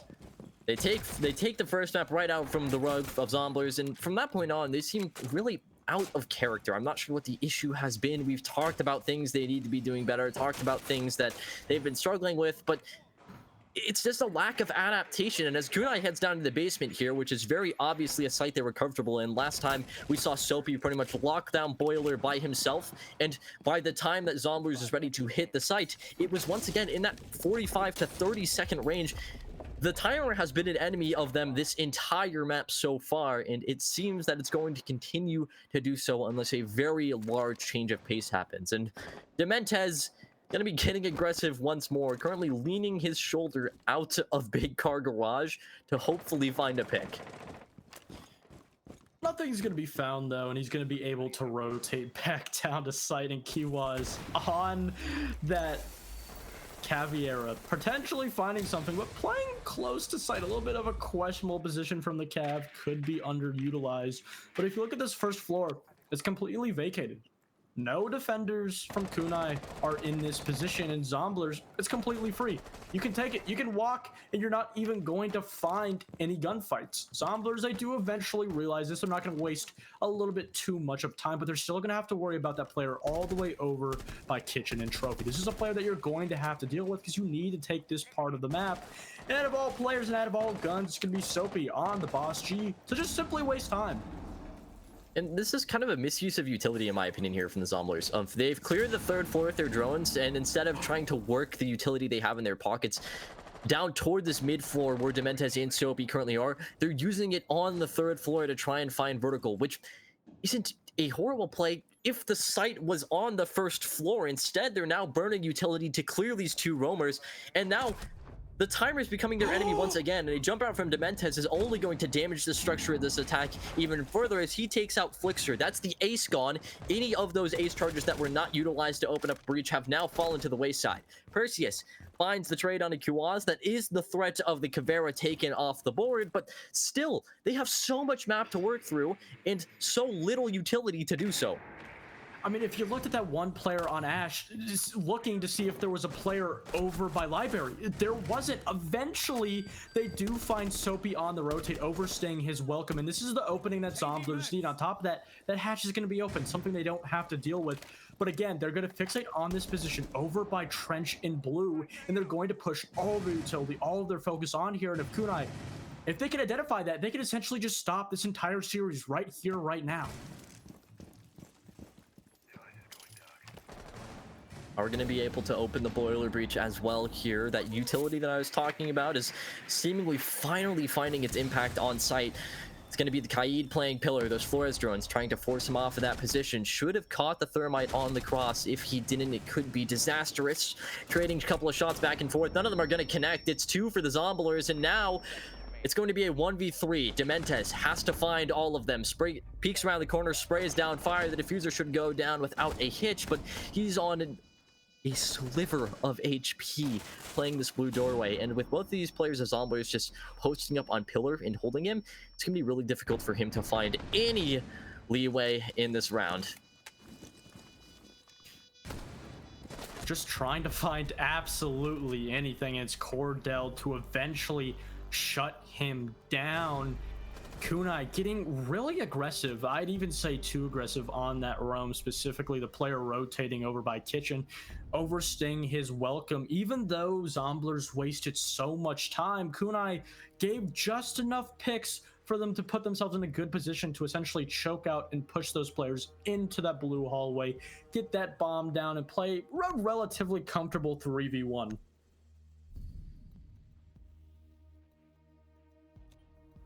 And maybe that's the round that Zomblers needed to kind of put themselves back in this game, right?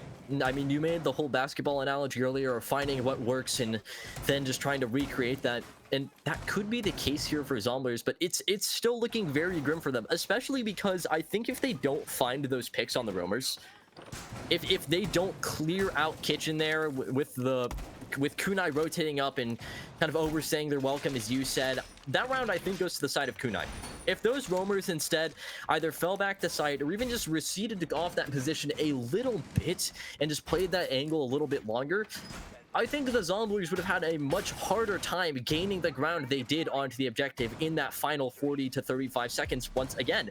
So if Kunai reads into that and is able to kind of solve that issue, it could be very, very dangerous for the Zomblers here. And once again, a reminder that they need to pick up the pace a little bit, right?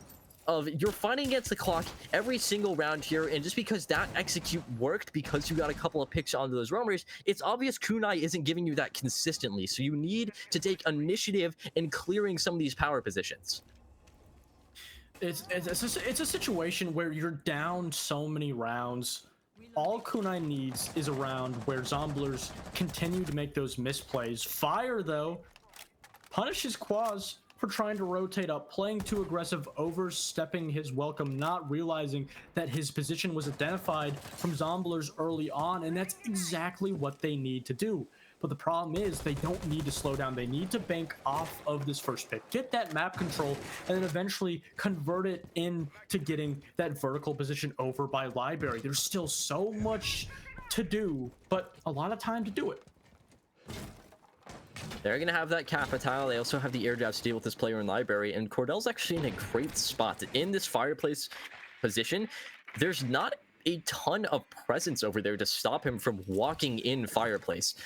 With the combined efforts of Zomblers trying to pull the attention toward the side of Library still, forcing those players out, trying to play that utility, Cordell has a huge opportunity to get in and be the space taker here for Zomblers, but he needs to decide on where he's going to do that, whether it be through K9 or if he's going to rotate all the way back around.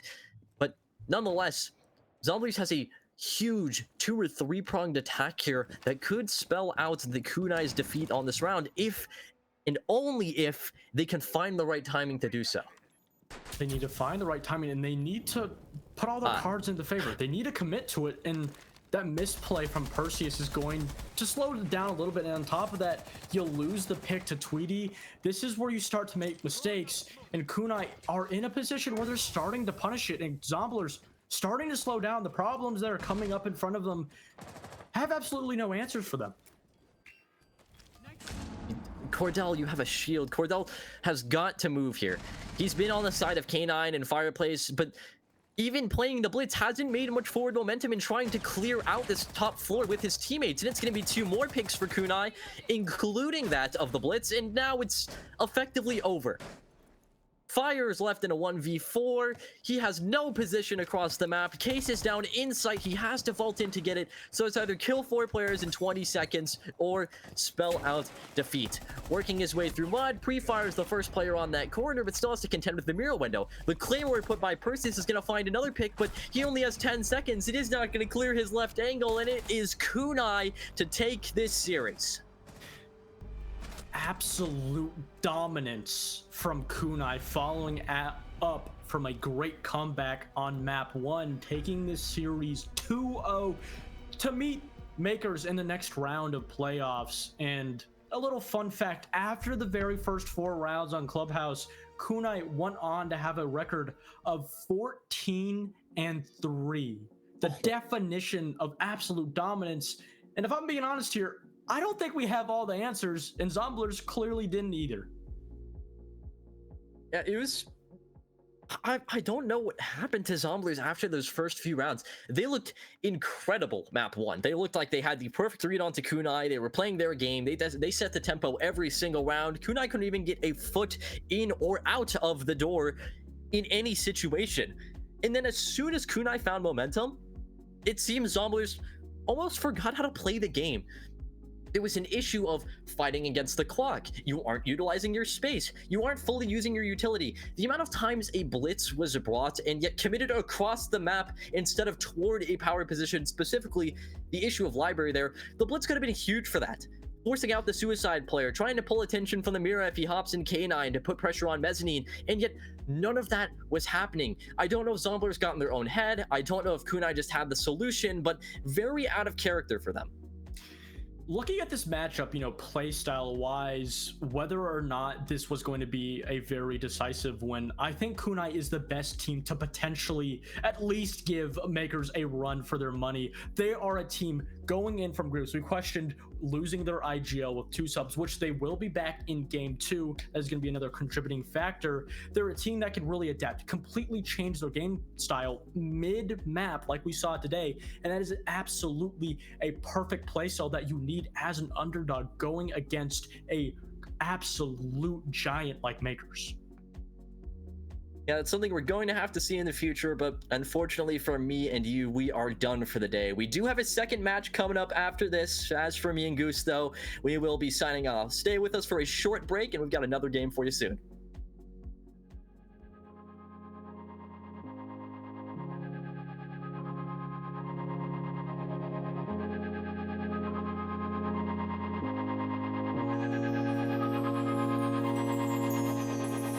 I'm not ready yet, ready to forget now.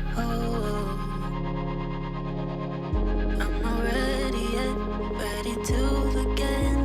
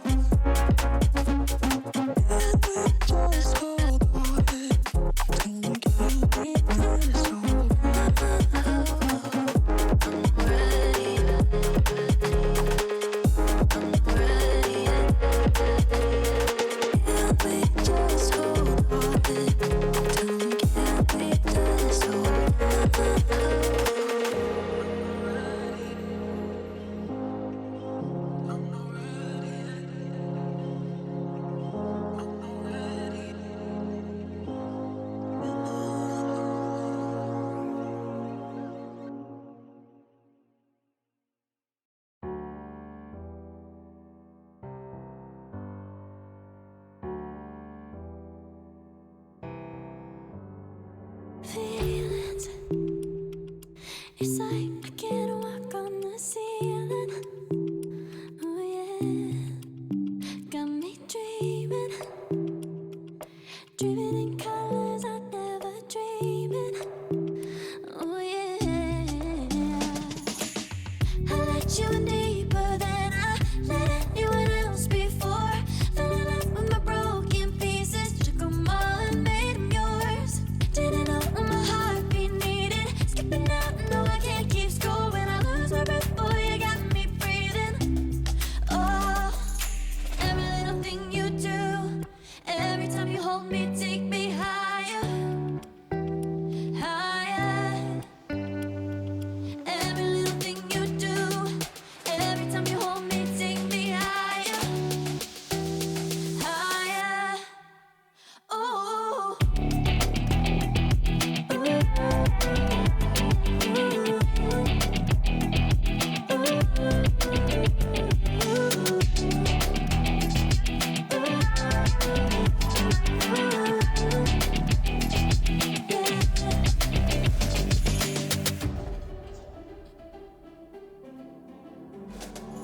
Magic.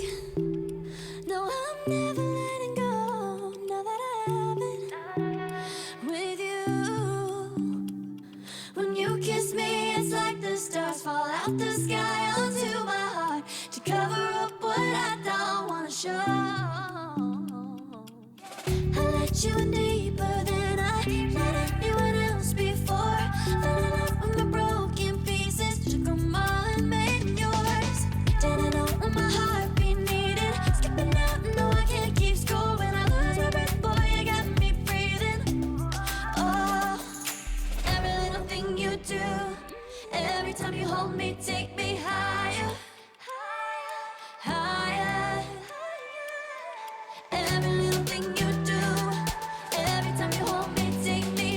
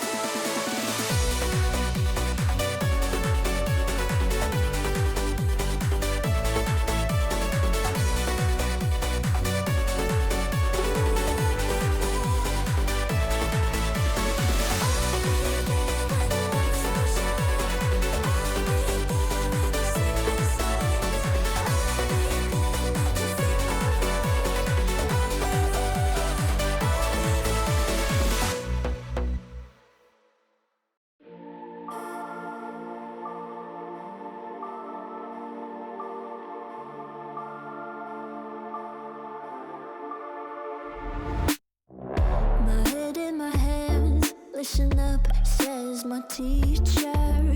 In front of the class, he says if you're not a believer, I'll love you, that's on you. Better shape up and pay your dues. I'll love you, that's on you.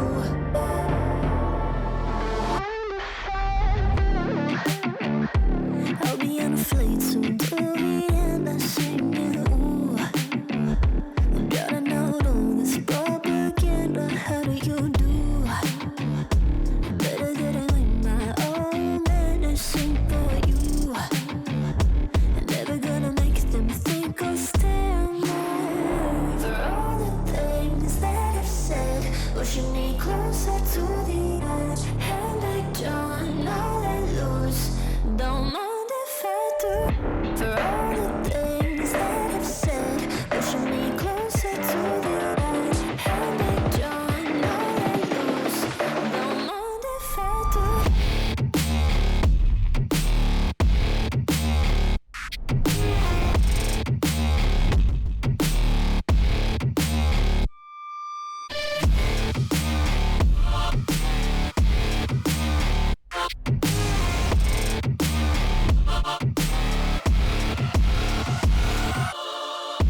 Free as the wind and as strong as a piece of amber. Give me a breath like the fire you'll soon remember. Ooh. I'll be on a fleet soon to the end. I'm singing. Ooh. Gotta know all this propaganda. How do you do? For all the things that I've said, pushing me closer to the edge. And I don't know let loose. Don't mind if I do. For all the things that I've said, pushing me closer to the edge. And I don't know let loose. Don't mind if I do.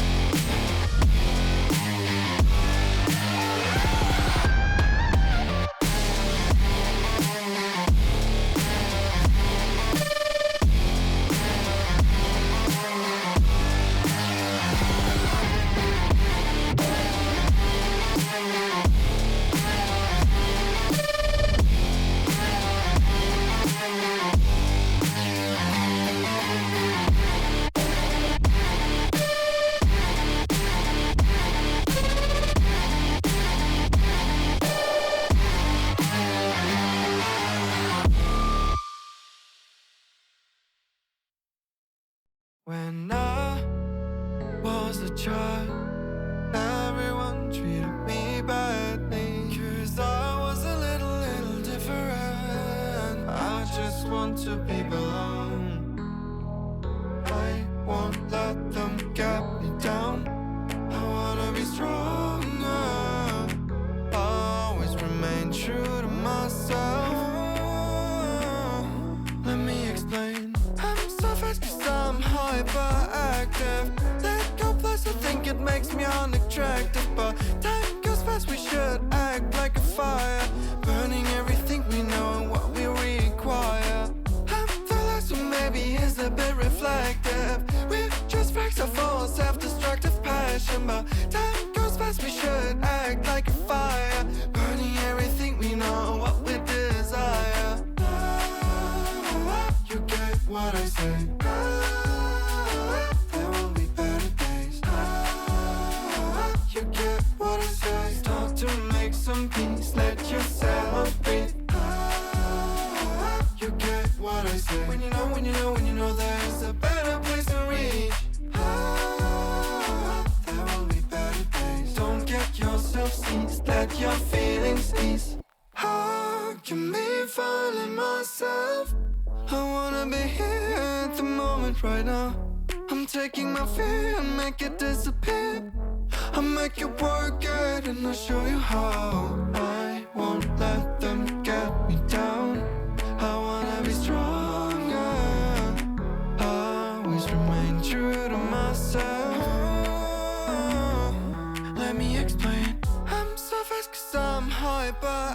reflective.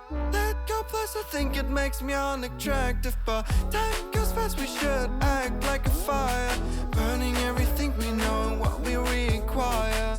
I'm the last one, maybe is a bit reflective. We're just facts of full self-destructive passion. But time goes fast, we should act like a fire, burning everything we know and what we desire. You get what I say. There will be better days. You get what I say. Start to make some peace. Let yourself breathe. You get what I say. When you know, when you know, when you know there is a better place to reach. There will be better days. Don't get yourself seized. Let your feelings ease.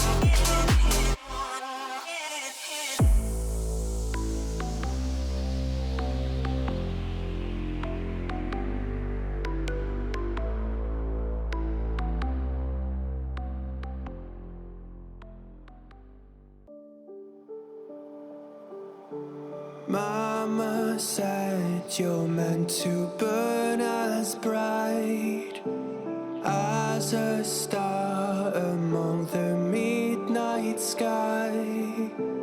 All the pressure blinded me, but now I see I'm no different from the rest.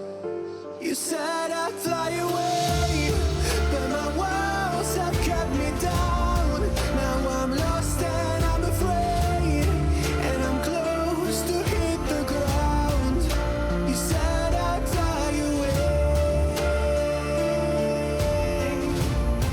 You said I'd fly anyway, but I keep on falling.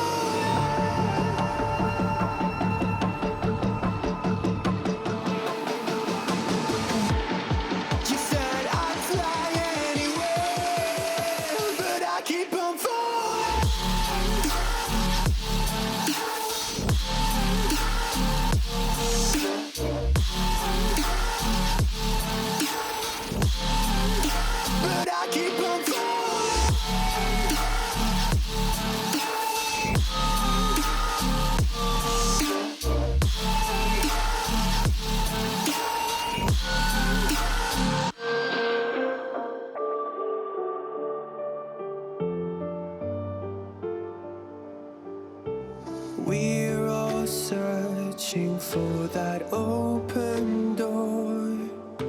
Show me proof that there is something more. I just hope I am okay with the choices I make. Maybe then I'll understand. You said I'd fly away, but my walls have kept me down. Now I'm lost and I'm afraid, and I'm close to hit the ground. You said I'd fly away. You said I'd fly anyway, but I keep on falling.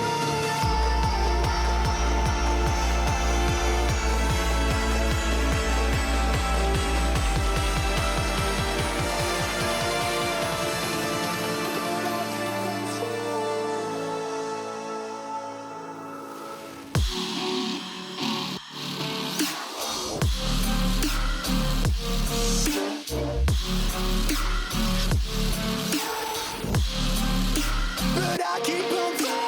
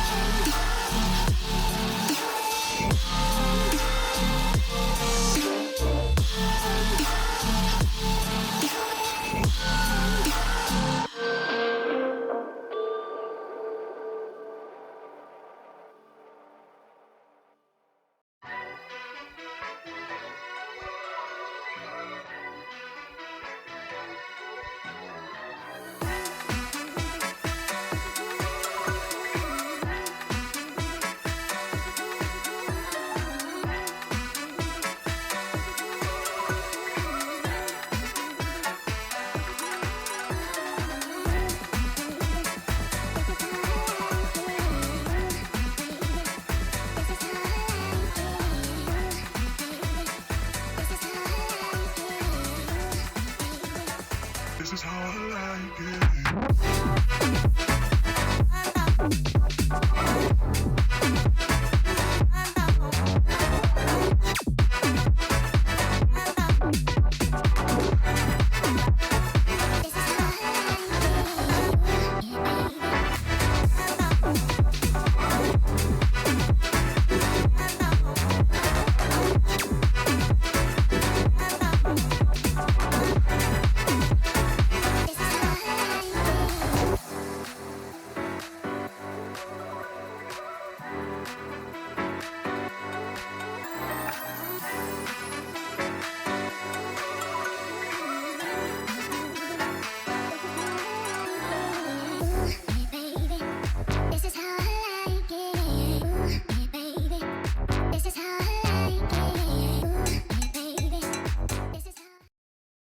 And welcome back. I'm a new face, but I am joined by Goose, excuse me, who was just here.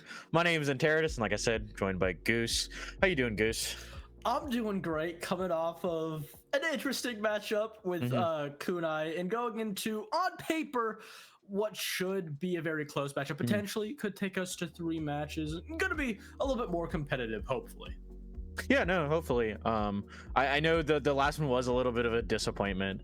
I know you kind of were, like you said, expecting more of a better match, but hopefully we'll have one in this one. Let's go ahead and take a look at what teams we're actually watching, so we can see who we're playing tonight. It's gonna be Aerial Rise versus Hush. This is, like, used to be, you said, a good matchup. Starting on the Aerial Rise side, you got Poison, Snake, Brios, Inrio, and Kiru. And on the Hush side, Nyx, Bless, Zonky, Perk, and Unstoppable. Some names you should definitely recognize. Yeah, Aerial Rise, after Mike W left the roster, brought in Kiru. They've been around on the roster for about 2.5 weeks now. Zonky actually subbed in for Hush just last weekend for the XGS qualifiers. So it looks like they found some success there. They're going to bring him back for this first round of playoffs. I'm not exactly sure if it's a permanent roster move or if it's simply going to be a sub for today. But again, Zonky is not only a very solid player, but he's a solid player that can bring in a lot of consistency and structure to many teams. Yeah, no, definitely. He's always performed pretty well. That's one thing you can definitely see whenever you see him play. Is at the very least, if the rest of his team isn't there, he's the one showing up. And so I expect him to show up tonight. But I mean, you've got names like Nyx, Unstoppable, who I also expect to kind of show up tonight. And then obviously on the side of Aerial Rise, the entire roster is something you've seen perform pretty well in the past. Sometimes you'll see them kind of step down a little bit, but let's be honest, their step down isn't as big as like other players. So this should be a really good match. Yeah, I do think it is going to be a really good match, but we got to see actually what maps we're going to be playing at. And I took a little sneak peek at the map beforehand. I cheated, I know. You cheated on me, Goose, with the maps? That's crazy. But tonight, we've got Cafe, Nighthaven, and Clubhouse. Starting out on Cafe, I mean, it's something big that you kind of expect players to know how to drone for. This will kind of be a great introductory, whether or not we're going to see the coordination on both sides, or if one team's going to kind of struggle with that. Yeah. Cafe has been a really great map for Aerial Rise specifically, especially all out through E3. And I'd like to view it as a map, the map they took wildcard main 7-5, which is their best performance against a T1 team throughout E3.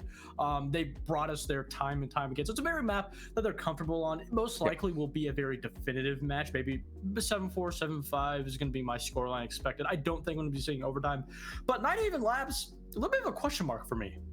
Yeah, I mean, it's a question mark for most teams. I know even though it kind of isn't new, it is new at the same time. There's still teams that are still trying to figure it out. It definitely feels like a map that kind of like Villa requires you to hit it at multiple points.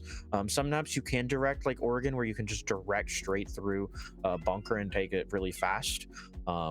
But it's not a map that you can do that. You have to split up, and so it's also going to be something that's going to require their coordination. But the final one, I mean, I'm really interested to see. But we are ready for the first game, and I mean, starting out with bans, what do you kind of expect to see here on Cafe? My question is, are they going to bring Monty? A Cafe is one of those maps where it's kind of out of meta. Monty doesn't play a huge contributing factor because of so much vertical play. Obviously, he's still going to be useless. He's still going to be used, but it's not like a map where Clubhouse, where you absolutely need him in certain situations if you're a team that can't take control of a lot of points. It's one of those operators that people just like to ban out. Hush is going to ban him out. It's just one of those operators that is just a huge problem that doesn't necessarily have an answer. It's not even just a team problem. It's just a meta problem. But again, perhaps maybe seeing some vertical play, maybe even a mirror ban. We've seen that a couple times in the group stage. Oh, Deimos. Okay. But you know what that means, because not only do we have Ram on the board, we have Dokebi on the board, we have Ying on the board, we have Habana on the board. There's all these great picks that are still on the board for the attack, which means they have so much versatility. You're not gonna have the Deimos to track down, but it's not as important on here. You can bring a Jackal instead. You can just drone properly. There's other answers. The Deimos feels like they've kind of struggled with it, and they've run into teams that haven't been droning properly, have just been crutching on the Deimos. So maybe that's what they're bringing into it. I'm not terribly sure though. Also, something that is really huge, this is something that no one really notices, for the first time since March and April, Aerial Rise does not ban Dokebi. For 4 to 5 months straight, yes, they banned Dokebi and Valkyrie without fail. This is the very first match that I've seen, at least on game day, in months that they haven't banned Dokebi. And again, losing a player like Mike W, obviously he's not a player like Poison that's going to bring in a structure, but he's definitely a player that was very entry heavy, played very unorthodox, and did, you know, was a contributing winning factor. So losing that player, you're going to need to change a lot, and that's a big change, especially for Aerial Rise. Absolutely, and I mean, we'll see what kind of change it makes. But they're starting out with that Dokebi on the board. Brios is going to be bringing it. It could make a huge impact in this game. It could be something minor, but just the fact that they've made that change is really interesting. It shows that they're prepared to be a new team, and we'll see if that's what they're going to be bringing into this game, or if we'll see some of the kind of old Aerial Rise that has been so powerful recently. there are a lot of questions because not only did they lose a player like Mike W, but Aerial Rise has had very middle results going to E2, Yeah. losing in the playoffs, and then after that going into E3 not even making playoffs. It's kind of a point where you have to make a change. Even if you have somewhat of a winning formula, Aerial Rise is a top 2 to top 3 T2 team. It just hasn't worked out. It's to the point where it hasn't worked out for months. You're going to need to change it, whether it's a complete playstyle change, a player change, even though it was forced with Mike W. Aerial Rise are going to need to go in that testing ground, and BGS is honestly the best place to really test new things. Yeah, no, definitely. And I mean, we'll see what changes are being made. But what I really like seeing coming out of Aerial Rise right now is their kind of slow, methodical take. You see them properly clearing stuff. He's stuck on red stairs right now. He must have seen someone. But they're not just running in. They're not just hard fighting the third floor immediately. They're preparing themselves for it, setting themselves up, trying to take some of these areas as slow as possible so they don't lose bodies. You see some gunfire coming down, but for the most part, it hasn't really been any fights going out. Yeah, they're just going to be making sure that they can get this map control, but they can get a hold on these two players. They know exactly that they're going to be playing in this position, droning out, realizing with the castle and the reinforced walls that there's going to be somewhat of a split hold here, and they need to essentially isolate these two players. Warden somehow is blind, but for now, they're not going to really utilize it. Nothing really being brought forth so far. This is going to essentially just waste a little bit of time. Smoke canisters are going to be deployed, trying to see if they can't find anyone, slow them down as well. But they're trying to take this fight to this smoke as much as possible. Warden as well, stuck inside, able to pick up one, but it's going to fall to Kiru. And another body to fall as well, a third one. And Aerial Rise is on the come up. They're just tearing apart Hush. Unstoppable, just completely disconnected. I'm not sure if they're aware of his position, but if they're not, this is essentially the perfect position for him to get that flank shut down. Oh. Poison, he's not aware, but it doesn't matter because Unstoppable wasn't ready for the gunfight. Now it's all up to Bless, all alone over by Dark. Sitting around waiting for his time to shine, but he's got 4 players he's got to deal with. 2 of them are low, though. This is technically a 3v5 if you're counting health up. They're just waiting. Sitting around trying to see if he can't sneak into one of them, but the castle barricade's gonna be in his way, and it's gonna be Brios in his way as well, as Aerial Rise is taking the first round of this map. And you talked about how that early round that they were just kind of procking and prodding, trying to find as much information before they eventually executed, and that's why we saw just a complete rush and a flurry of kills coming from Aerial Rise, because they knew every position of those Hush players on that top floor, and when they were ready, they had all the setup prepared, and then went down and killed every single player. It's a very good formula that has seen success like teams like DZ, and it's a very good one. But to be fair, onto a team like Hush, they play, I wouldn't say similarly on attack like what we just saw from Aerial Rise, but they do have some similar components on their attack, you know, trying to get as much information, but not much gaps aside from the top floor. But Hush, they're going to be taking us all the way over to mining. Not a sight you see a whole lot anymore. No, I mean, do you expect to see any changes here that are gonna really help them win this round? You know, in my opinion, with Hush, especially on how they play on Cafe, it's opportunity. If they see an opportunity and they're able to take advantage of it, that's a lot of the time, especially on defense, what contributes into them winning rounds. Well, the team like Aerial Rise, those gaps, those opportunities to be taken advantage of are not going to be as clear-sighted. Yeah, no, I definitely could see that we'll see a lot of the similar ideas coming out in this round as the rest of them, but it's also going to be the same ideas from Aerial Rise, except they're hard hitting on the windows for this one. Trying to find the player over on white, hasn't been able to drop that body just yet. They're expecting some sort of run out. They're split, separating themselves across this map, trying to take as much space as possible. And bomb's already going down, excuse me? Poison's getting this plant down. They're just gonna go ahead and plant inside of mining. Zonky's gonna pick up the first one. The bomb's already down. The swing from the hallway is going to pick up one player. They're trying to scramble to find this out. They weren't ready for a fast plant. It's just them being absolutely torn apart from the windows. They just got to protect this diffuser. Poison holding it out from outside. One body's going to fall. It's all up to Inrio and Poison to keep this alive. No one's on the bomb chassis. His Poison's going to go down. Another one to fall. And what a round for Hush to win. It's kind of one of those rounds where there's a little bit of a honeypot. You know, the site completely vacated from the defense, but Hush, they were in a position to perfectly retake the site, cut off those out of sight positions being held onto that diffuser, and completely isolate each player. And then on top of that, you had your Finka just completely miss time and not shoot back quick enough.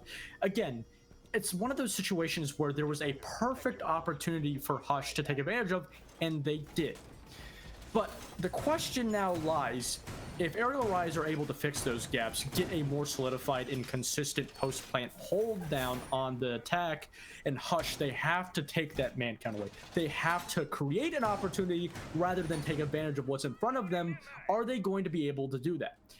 Aerial Rise is one of those teams where it's kind of, they're a hard egg to crack. You can continue to hit them. They're like a brick wall. You have to throw absolutely everything you have because they're not scared. They're not going to be scared to hold very advantageous and aggressive positions. They're going to make sure that they do everything possible to knock down every single barrier laying in their way onto the bomb site. And if Hush, if they cannot give enough obstacles for Aerial Rise early on in this attack, we're going to continue to see very quick executes. And after a couple rounds, those post-plant mistakes simply won't be made again. Yeah, I mean, I think a big part of it would be getting a little bit more prep. I understand rushing for that open plant, but a little bit more prep would be nice, and that's kind of what we're seeing now. You see them going upstairs, trying to get these floors opened so that they can play off of them later. And the drone's going out, trying to hunt down any of these players. They're going to have to be careful. The one sitting over in reading side, all on his lonesome. And they're just waiting to see if they can't find any information for this round.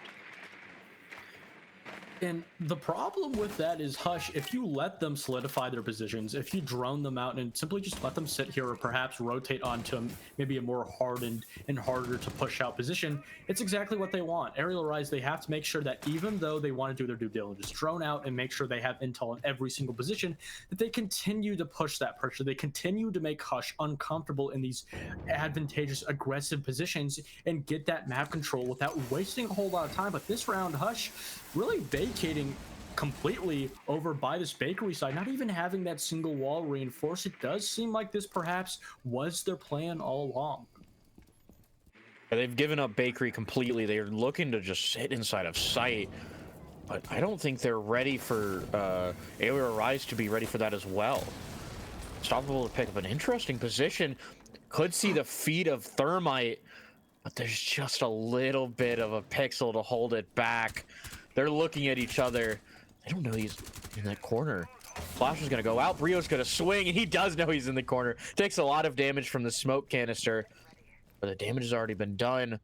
And one upstairs could be hunting down this castle as Kiru is looking to find him. Hears him walking around the hallway, just waiting for him. Q's in a perfect position to just completely shut this round down, but he misses Zonky. The problem here, though, is Zonky, he's wasting his time. Another teammate on the side of Hush has fallen. They know where Nyx is, and they've completely isolated his teammates. And he's going to fall from the window. That's Nyx off the board. Castle is going to have to fight back to sight, and Frost trying to hunt down these players in red. The bomb's going to go down, make it that much harder for him. This Callie could be a danger for them. One shot, one kill as Bliss is going to fall. It's all up to Zonky in a 1v5, and it's not enough. Brios is going to secure this flawless round, and it's Aerial Rise 2-1. My biggest question for that round is the exact positions that Hush gave away. They gave away Bakery, which if you want to play a bunkered position, completely understandable, but then you want to have the vertical above to essentially shut down that push into kitchen, but all they had was a Frost top white with some head holes. They didn't even have the actual vertical set up, nonetheless a player playing there, and then the only thing stopping Hush from getting a retake upstairs was one Ying, which, keep in mind, is very useful execution utility they simply didn't use. And it really, begs a question for me of that was simply just a really easy round for Aerial Rise to dissect. And Hush giving away way too much respect and map control early on and didn't really get anything for it.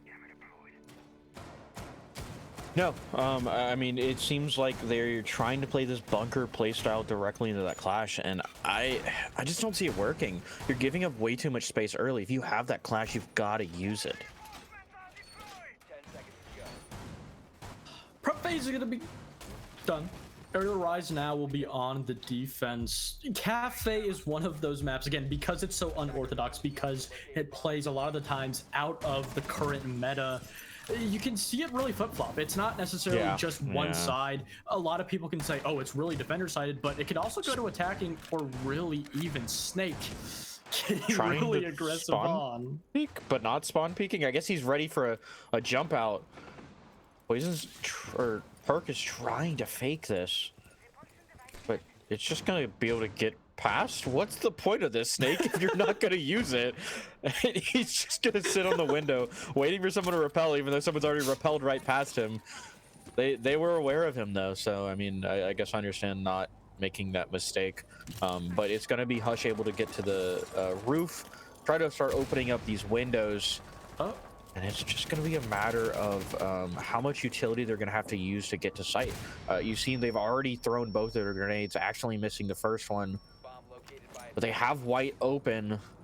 Les looking to see if he can't secure some space for one of his teammates with a flash, getting them ready for it to be opened. It's just a matter of Hush being slow as one's going to finally jump out. It's going to be Kiru to jump out the window, pick up Perk. Les tries to refrag through the door, but it's not going to be enough. They're not going to find an answer for that. Kiru to pick up another one. Again, they just are not doing enough. Just trying to completely circumvent the row. Don't do it to him. Two more to fall. Kiru tries to grab one more, but it's going to be blessed to shut that down. But I mean, it's just been Hush getting absolutely hunted down. The one round that they were able to find, it's not an easy fight. But the rest of them have just been teardowns by Aerial Rise. They're looking to do it again. Bless is gonna find it on a poison though, with beautiful shot coming out from him. They're separating their fights. They've got to be careful. He's looking for another one through the floor holes, but it's not gonna happen. They're not gonna give him up that fight just yet, but they are giving him the fights. They're giving him the opportunity to be able to do this. He spots another one through the rotate, gets a little bit of damage and a kill to come out as Bless is looking to grab this ace. Makes more damage though. They're just a fraction of a hair away from each other. And they're waiting for him to walk up these stairs, trying to hunt him down. Bless just holding it together. Making it very slow, though. He knows he's low on health. He knows that they're giving him these individual fights, so he's going to have to take them. But there's no individual fights past here. This is the final boss. And the final boss is going to take him down. This is an Elden Ring. You don't get to respawn.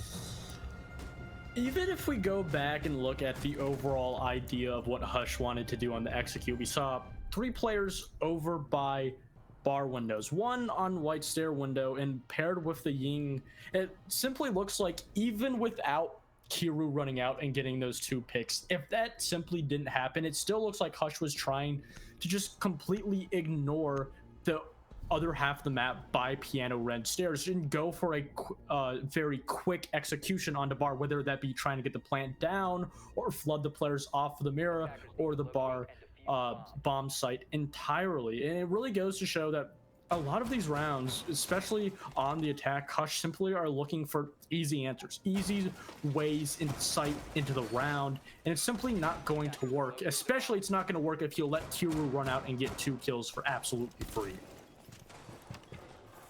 Yeah, but I mean, you also have to think they were willing to give him those fights after. They were willing to give him the fights in the 5v1. That's something you've got to be careful of. It tells me a little bit that they don't really respect Hush as much as they should be. They're willing to take those fights, those individuals. But I like the recognition from them that, hey, we're kind of throwing this round. Let's get back together. Let's set up this high-low, and let's finish out this round. As they're starting out a new one, it's a strong defense round to start on, but they're going to have to get the rest of them if they don't want Hush at halftime to be pushing them to 3-3. as they're going to be starting up in the bar, looking to see what they can find. Drones coming out from Hush. They're just going to start on the top floor again. If we look at Hush just completely as a team, they're a great T3 amateur team. They're very consistent and they rely on structure, and that works absolutely great when you're going against teams that a lot of the times are either pug stacks or don't have that structure. But the problem with having so much structure and consistency is a lot of the time, especially against these upper tier teams like Aerial Rise, they rely on it a little bit too much, and they began to fall into a very consistent pattern that teams like Aerial Rise can easily read into, and that's why Hush as a team has a very difficult time really trying to find ways to win maps, games against these upper echelon teams like Aerial Rise, because that structure, that consistency simply isn't enough to deter teams like Aerial Rise. And we can see in this early round, not a whole lot's happening, but Sparks with the F2 head of all guns.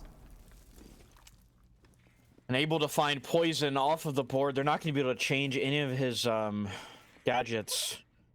That could be a dangerous one. If he hasn't placed them properly, he hasn't opened up enough of them, that could hinder them a little bit. But the call is going to come out as they're hunting down the rest of these players. No answer just yet coming out of Aerial Rise. Kiru's getting aggressive right now. Looking to see if he can't find one, but it's going to be blessed to find Kiru first. And 2 bodies already off the board for Aerial Rise. A third to follow as Nyx is going to find one. Start getting this plant down. Brio's to find a great pixel, trying to grab him through the wall, and he's gonna be able to pick it up in the corner. No plant going down for Hush as another body is gonna fall. It wasn't looking great for Aerial Rise, but they're picking it back up. 2v2 now with 50 seconds left on the clock. Perk and Zonky, they need to reconsider how they want to approach this round. Brios and Snake, they know exactly how to play. They're completely together.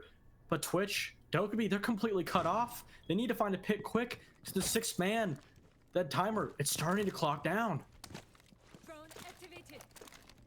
They're gonna have to hunt down these players. Trying to find them through the floor, but they're not right there. Able to get away from the floor hole, the angles. And Sparks looking for one, but he's got to get this bomb down. There's 16 seconds left on the board, and it's up to you to get this bomb down. The defense can just sit there and wait. And as Sparks tries to get this down, recognize that he started planning, looking to see if they can't find him. One's gonna fall from Laundry to pick him up. It's all up to Brio trying to hold it together, fighting this player in Laundry, but it's not gonna happen. Zonky's gonna be able to pick it up, and Hush almost throws around it. They started off great. I talked about when Hush is given an opportunity, when they spot a gap in their opponent's overall setup, whether it be on defense or on the execution on attack, they're a team that 9 times out of 10 takes advantage of it greatly. But in that round, especially in the first half, that first drone phase, not a lot was necessarily given to Hush. And finding out that very first pick, creeping up those bar stairs, the brown stairs to find poison, get that opening, and essentially put the rest of those Aerial Rise players in very dangerous positions where they're forced to get really aggressive. It was a great play by Hush and a really great momentum setter, because in previous rounds when Hush wasn't necessarily given any picks, given any map control, it was really hard for them to take it. We saw it in that very first attacking round, but that theme completely switched up, taking every single pick away from Aerial Rise. Aerial Rise making sure they tried to give them absolutely anything, even though the round almost slipped away. It's starting to look a little bit better for them. It definitely is. I think they looked a lot cleaner at the beginning of that round. They weren't giving the early fights, and then they kind of fell apart. Hush was able to pick it back up, but there were definitely a few kills here and there. Plus is just gonna fall to a spawn peek coming out from Snake. You've seen them spawn peek before. You should be expecting it. But they're still gonna lose that information off the board. That Dokkaebi is gone. Kiru does get answered for, but it's already damage done. You have that information left off the board. He's been able to put down most of his Goyo canisters, if not all of them. So his damage isn't as big. They're gonna have to deal with having that information off of the board, and it's gonna have to come from drones. The good thing though for Hush is they're not worrying about that phantom pressure. They're not worrying about perhaps maybe another player being on that very aggressive roam, trying to run out, trying to get yet another one, they simply just go back to the game plan, ignore it, like they don't have Bless, taking that 4v4 with their chin up, which essentially is very good. Even though that you did lose a whole lot of utility on that Dokkaebi, you still were able to even out that man count, and your job now is to simply continue on through the map, dealing with that 4v4, trying to clear out the rest of the time. Because the problem with a lot of attacking teams, as soon as they lose a player, is they lose time simply worrying about, okay, what do we do now? But Hush, that structure coming into play, not really worrying about that, getting their checklist done. They're gonna have to push out Poison in this position though, and he could waste a whole lot more time. Gonna spot one of the players, almost loses his life. He's gonna have to fall off to the first floor, and that's any time that he could have possibly wasted off of the board. They're gonna be able to push him back down to the first floor, and they're gonna have to basically bunker up if they want to take this round. Excuse me. Arch getting some floor holes set up for them. This is the prep that they've been kind of missing for most of these rounds. They're going to have these floor holes to work with, kind of shut down some of the angles inside of sight that they're looking for. Just Hush to push forward. Aylor Rise is waiting for him. They have this beautiful angle sitting inside, just waiting for them to bop down into freezer. And it looks like Poison's going to try to stop them as much as possible, that he can just waste their time. But time is still ticking. Aerial Rise just waiting for Hush to push forward. 30 seconds left on the clock, and they're the attackers. They have to push forward. They've got to get this bomb down. They're waiting on this second floor, waiting to drop this hatch, but they've got to deal with this player sitting inside of VIP. Waiting to drop the hatch. This flash going to be coming down in a second. Sonky's looking to take this space. 16 seconds left on the board. The flash is going to finally come out. They're going to drop into freezer. Waiting out this time, gonna have to jump through, get more aggressive, but fire coming out, has to jump through the window, and they're looking to take it. One on the window is gonna fall, Poison to shut him down. They're gonna be able to get this plant down, but Brios takes out Nyx. There's only 2 more players left alive, and they're gonna have to hold them from off angles. They don't have much space to work with. This top floor can drop the rotate, but he can't actually see the diffuser. He's getting fought up as well, and they're just waiting for it. Time trying to grab him through the window. Sparks to grab one onto Snake, but Brios is going for the defuse right now. Unstoppable is going to die. Brios is going to grab this defuse, and we're looking at halftime. Aerial Rise 4-2. I'm getting a little bit worried about Aerial Rise, but nonetheless, Hush not able to finish it out in that round. The structure and the team play, the cohesion wasn't there. It really looked like they didn't know what to do. You saw a lot of misplays like the Ying missing that second Candela. Could have perhaps wasted a little bit of time, cut off a little bit more lines of sight. But again, it goes when you're playing a team like Aerial Rise that has little to no mistakes made. That's when you start making the mistakes. When you start to hit that brick wall, you don't see a reaction. You kind of ask yourself, what now? Yeah, I mean, it really did hurt them. You saw them, like we were talking about. The prep was great, but then they just sat there and waited. They were so afraid of that smoke sitting inside a freezer that they just waited out the clock for him so he could finally just burn them down with utility. And I mean, you saw how rushed they were at the last moment. It really hurt them that they wasted that time. But now you're gonna be able to talk to themselves in this timeout. And again, I think looking at this overall timeout, especially in the middle of the round, it is so useful, and especially having players like Nyx, like Sonky, like Poison most of all, and especially even Snake in some scenarios, you're going to be able to talk a whole lot and be able to decide the mistakes. And I think both teams have to change up a lot. Hush a little bit more, but it's essentially more on just committing. They need to find a certain position, a certain push, an execute to simply commit on it, put everything in. There's a lot of doubt that I've seen on that attack, and because of it, they wasted a lot of time that simply didn't really need to be wasted. Yeah, and I mean, it's something like, especially when you look at Aerial Rise's attack, which is what we're getting into, you'll see they'll waste a little bit of time, but it's at the beginning of the rounds. It's when they're kind of sitting around waiting for people to get in position to start droning. It's not, we're in position, what are we waiting for? As we're getting into this next one, though, like I said, Arrow rises on this attack, and I think we'll see a little bit better of their in rounds. I mean, that was definitely something you saw in that last one that Hush struggled with, was transitioning from that middle round to end round. But I think Arrow Rise is a good example of a team who has that good transition, so we'll be able to see that here. They don't make any mistakes as they're be pushing down into this kitchen here. Trying to locate any of these roamers, but so far the roams has been successful for both sides.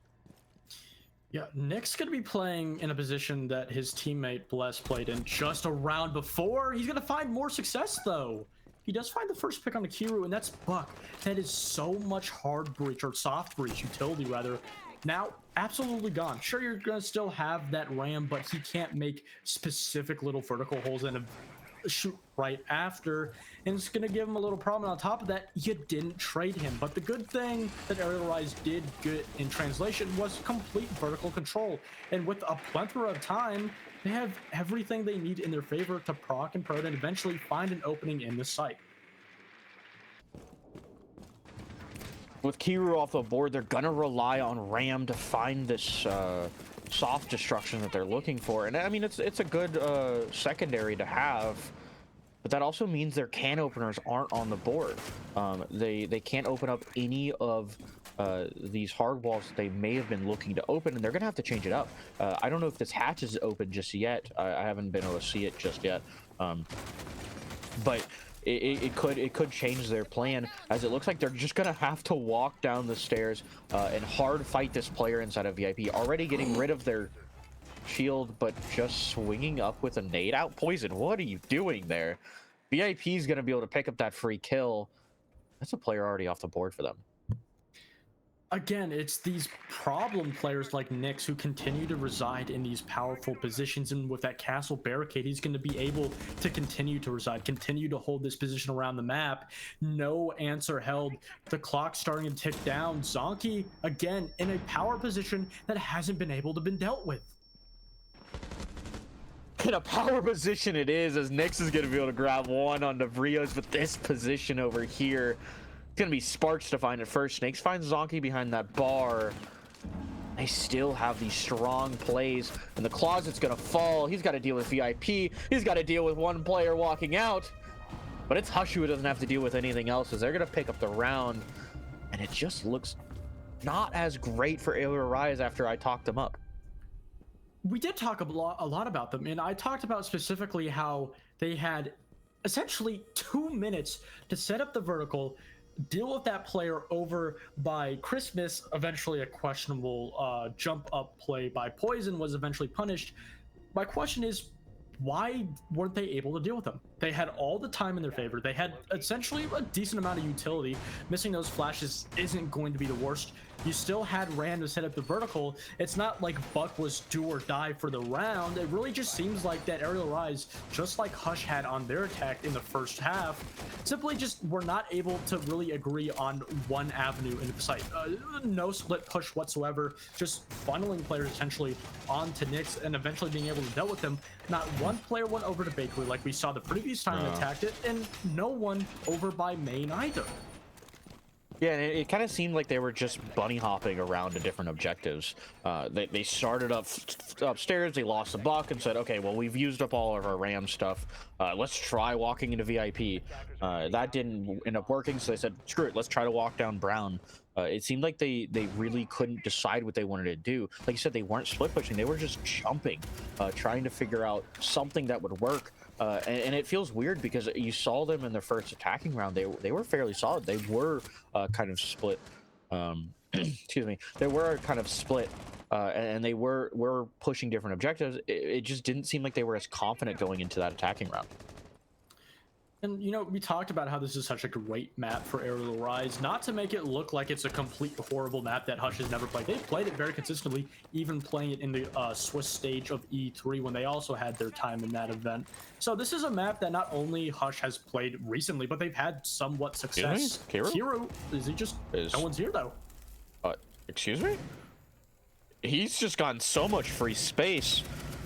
You don't know he's there. He could get a free kill on the smoke here. If he can make his way into bathroom, get past his barbed wire. He's able to pick up one, though, swinging for another. He's going to get shut down. He's already done some damage. He's been able to clear out one of their white players, and they're going to have to rotate to take up this space. See him already moving back, but that means that it's going to be a little safer for players walking out of Cigar here. Trying to get into Freezer. Still dealing with that player, but the white could be even better for them as they're just going to drop from the skylight. Two are going to jump in. Poison goes ahead and starts getting this bomb down. A C4 is going to come out. It's going to take out Enrio. But it's still going to be Aerial Rise playing that diffuser. One almost getting found through the bar, but it's going to be Zonky to grab one on the Brios. There's a 3v2 here, and it's just them trying to fight back into the site. They're going to fall off. One underneath could be dangerous if he's able to get up to the hatch. Snake grabs one on the Nyx. Looking for some more. They're trying to fight them off, trying to waste as much time as he possibly can. And he's been able to get up to the roof. That means one of their win conditions is met, as Snake's gonna be able to grab another one before falling. It's between Poison and Zonky. Zonky's gonna have to force this fight. He's been able to long arm. He's holding it on. Pros don't fake it. Zonky to pick it up. There's not enough time, is there? He's gonna hold it on, and the attackers are actually gonna pick it up via time. All the way back when we saw Aerial Arise attack mining and dining, I made a little point that Aerial Arise, they spotted a huge gap, what essentially was a honeypot, a complete vacated bomb site, and then eventually Hush were able to retake it. But also after that round, I made a point that Aerial Rise, if they were given this exact same opportunity, all they had to fix was that post-plant situation. Yet again, a situation where Aerial Rise was able to take a lot of map control off of the site early on and then get a plant down completely blindsided by the defense of Hush. That time around, they were able to fix their problems on that post-plant and get a little bit more hardened positions because they had complete control of top red, and Piano shut down that white player, eliminating the factor of a flank. They were all ready to completely shut down the swings. It really just turned into a game of swinging, trading, eventually trading down to that last player. It's a problem that I really hope we don't continue to see, especially on this last round, which, keep in mind, again, is on mining and dining. Yeah, and I mean, I could see Aerial Rise taking it. They had a pretty decent take for mining last time. Obviously, they just ran in and got the bomb down the first time, but the second time they were able to take it, it did kind of work in their favor, so maybe they'll be able to pull the same thing. But this is also Hush's third time, if I'm not wrong, bringing this to mining, and so they could be ready for anything that Aerial Rise is going to be taking them to. Already some free gadgets off of the board in favor of Aerial Rises. Enrio's just going to pick up one with a pistol. Already a body off the board. That's Nyx. He can't place down the rest of his Capcan traps. And another to walk up white stairs. Enrio to pick up a second kill. And he's unstoppable as he's going to be able to take out Castle off of the board. Aerial Rise looking strong so far. Is that Sledge Shotgun? What? That is Sledge Shotgun. That's why he got the pistol kill.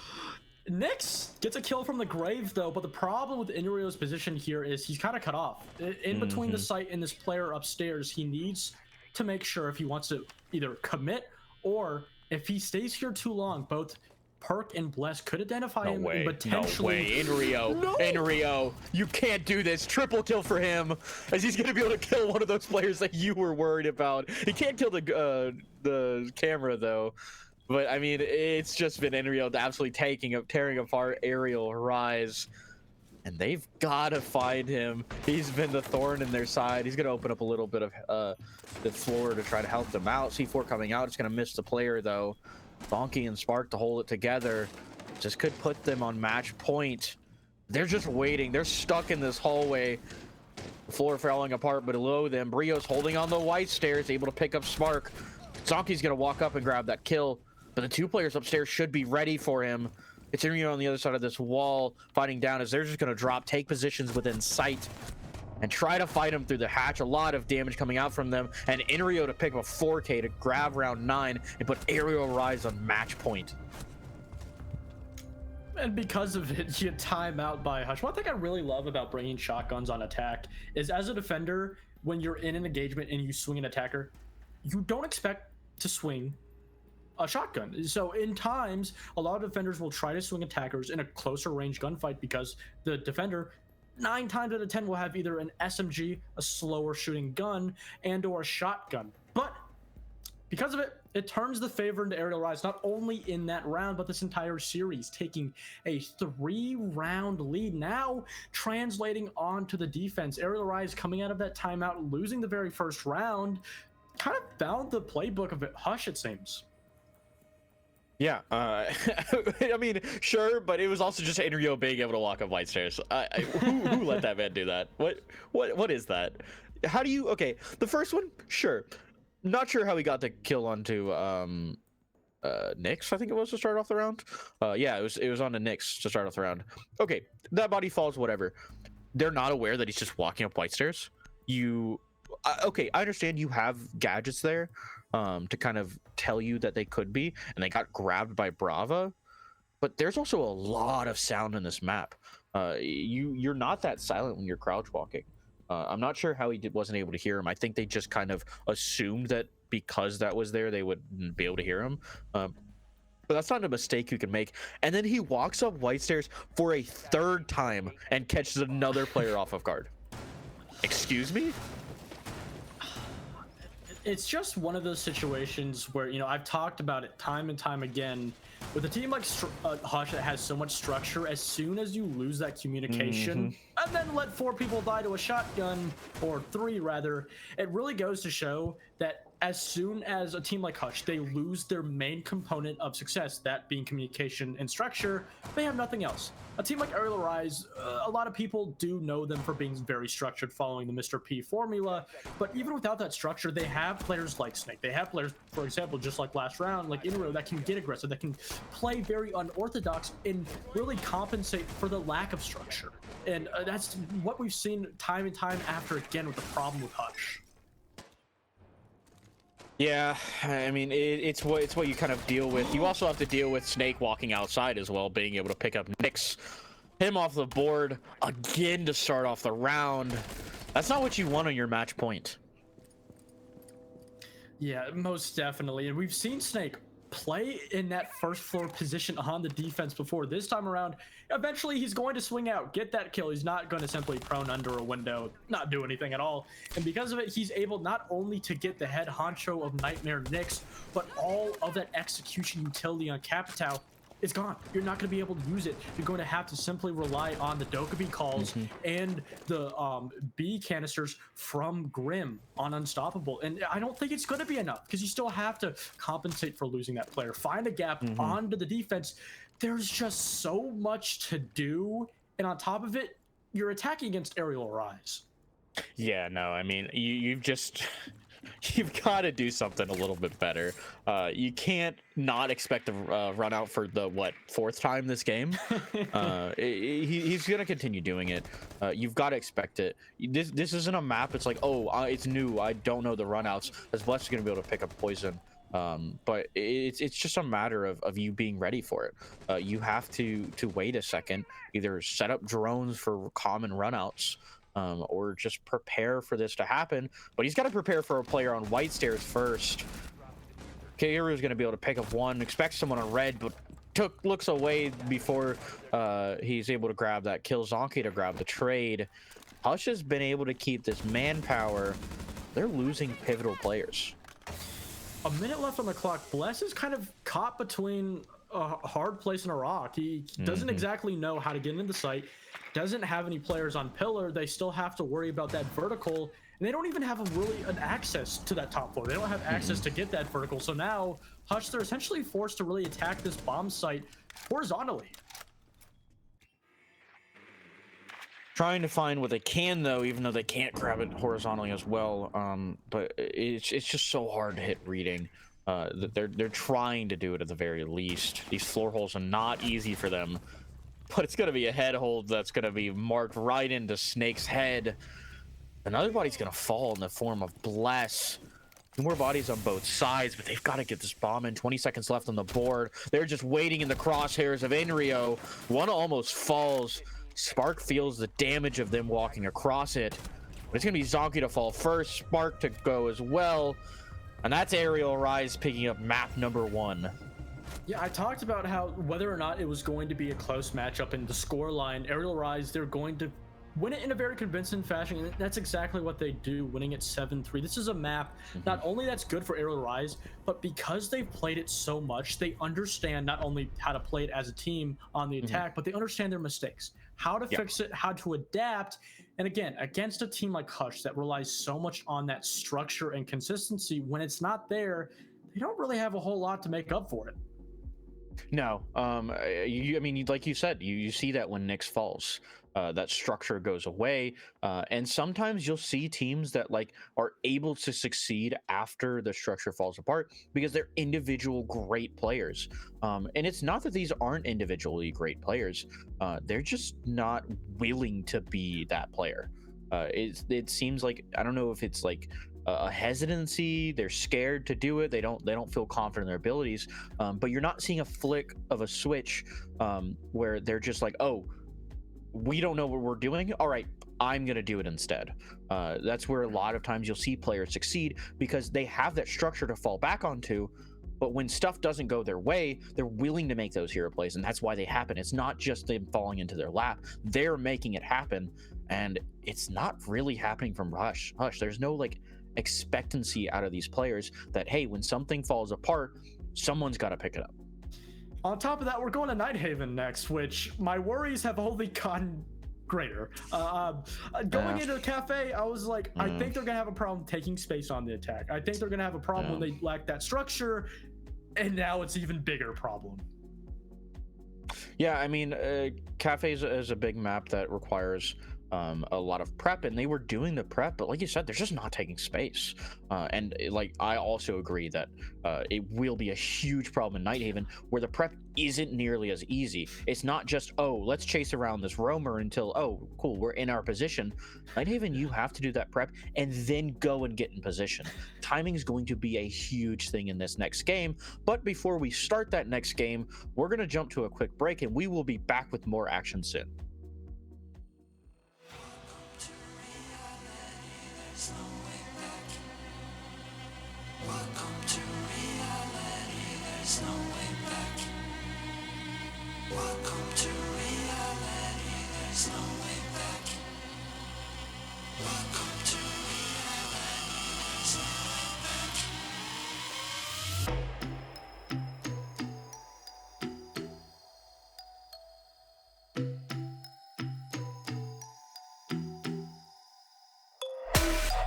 Welcome to unrealization. We came prepared to kill the operation. It ain't fair, but I feel like we're the nation. So raise the flag and do the preparation. Welcome to reality, there's no way back. Welcome to reality. Can't fuck with that.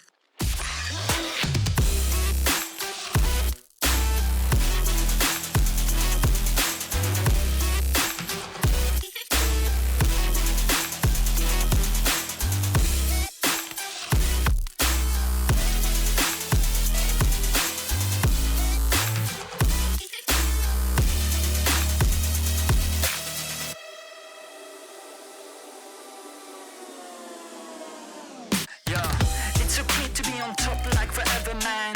This is hard fucking beeping after aliens. We on top of the world, we the sapiens. Do you understand massive complication there? Do you really think you know what I'm made of? My flow is so magical, I'm old, call me Gandalf.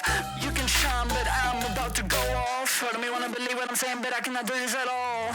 Welcome to reality, there's no way back. Welcome to reality, there's no way back.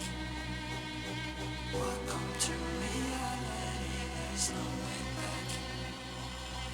Welcome to reality, there's no way back. Welcome to reality, there's no way back.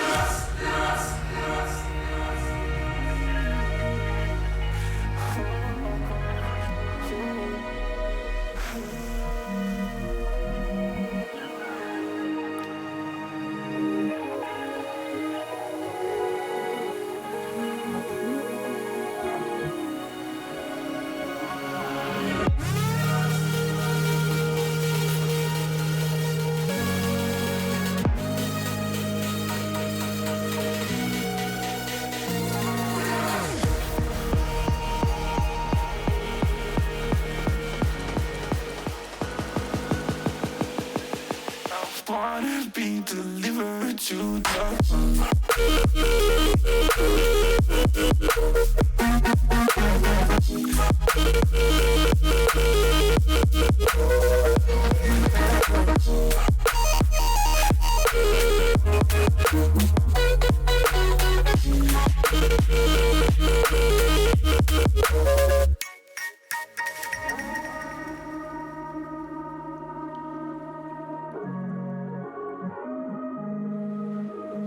I wanna be delivered to the rug.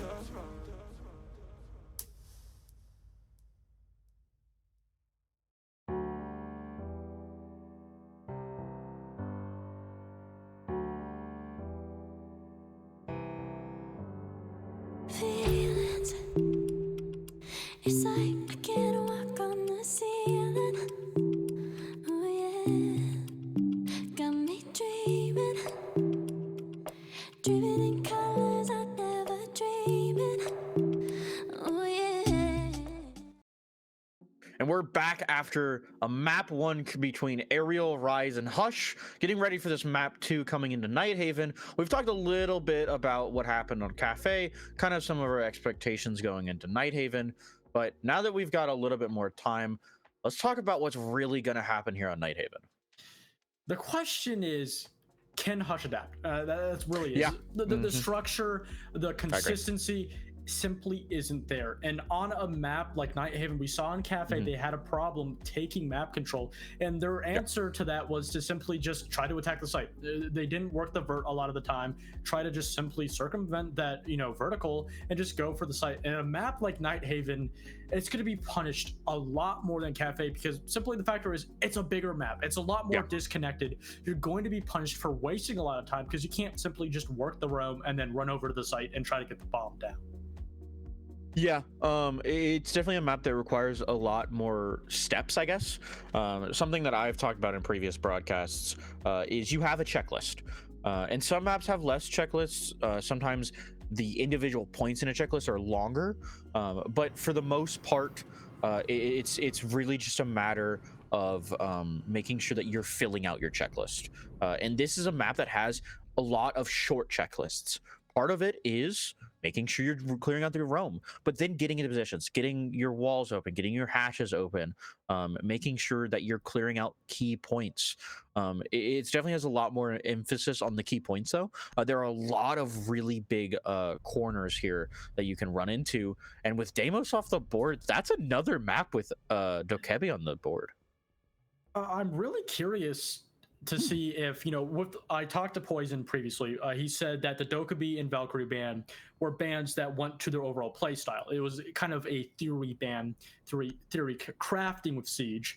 With Deimos, I don't know if it's necessarily the same or if it's simply one of those operators that just gives them a lot of problem like clearing out the roam, and it gives them a little bit more a free range to roam, play a little bit more comfortably, not having to worry about the Deimos being tracked with a secondary attacker behind him. But nonetheless, it's going to continue to be a theme for them. Monty off the board, and like I said, Dokebi's still here. I think that'll make a big impact in this one with Vigil off the board even more, because it's gonna make them being able to clear those roamers so much easier. You're gonna have those calls on the board. You're gonna have Ying on the board once again. Right, this just feels like we're replaying Cafe. I'm not gonna lie to you. I wouldn't be surprised to see a Cade ban, a Zombie ban, something like that, to kind of build into this roster. Valk's gonna be this is just Cafe over again. It's really just gonna be Cafe again. I'm calling it right now. Screw the haters. It's 2-0. I agree with you, because if you look at the band, it's exactly the same, and it goes to show that. Pause. Blitz. Excuse me. Maybe it's not. Maybe my expectations are gonna be different. Okay. Maybe we'll let them cook, I guess. I mean, that's exactly what they need. Not only Nyx, but Hush as a whole, they need to change entirely how they're playing, how they're approaching. And the problem was they're simply not doing enough to deal with the problems on the attack to Aerial Rise, and then translating onto the defense, they weren't doing enough to give Aerial Rise problems when they were on their attack. And going into this second map, we talked about how taking space is a problem. It's a big disconnected map. A lot of times you see that circumvented with an operator, that most likely being the Shields, a Monty, or this time around, a Blitz.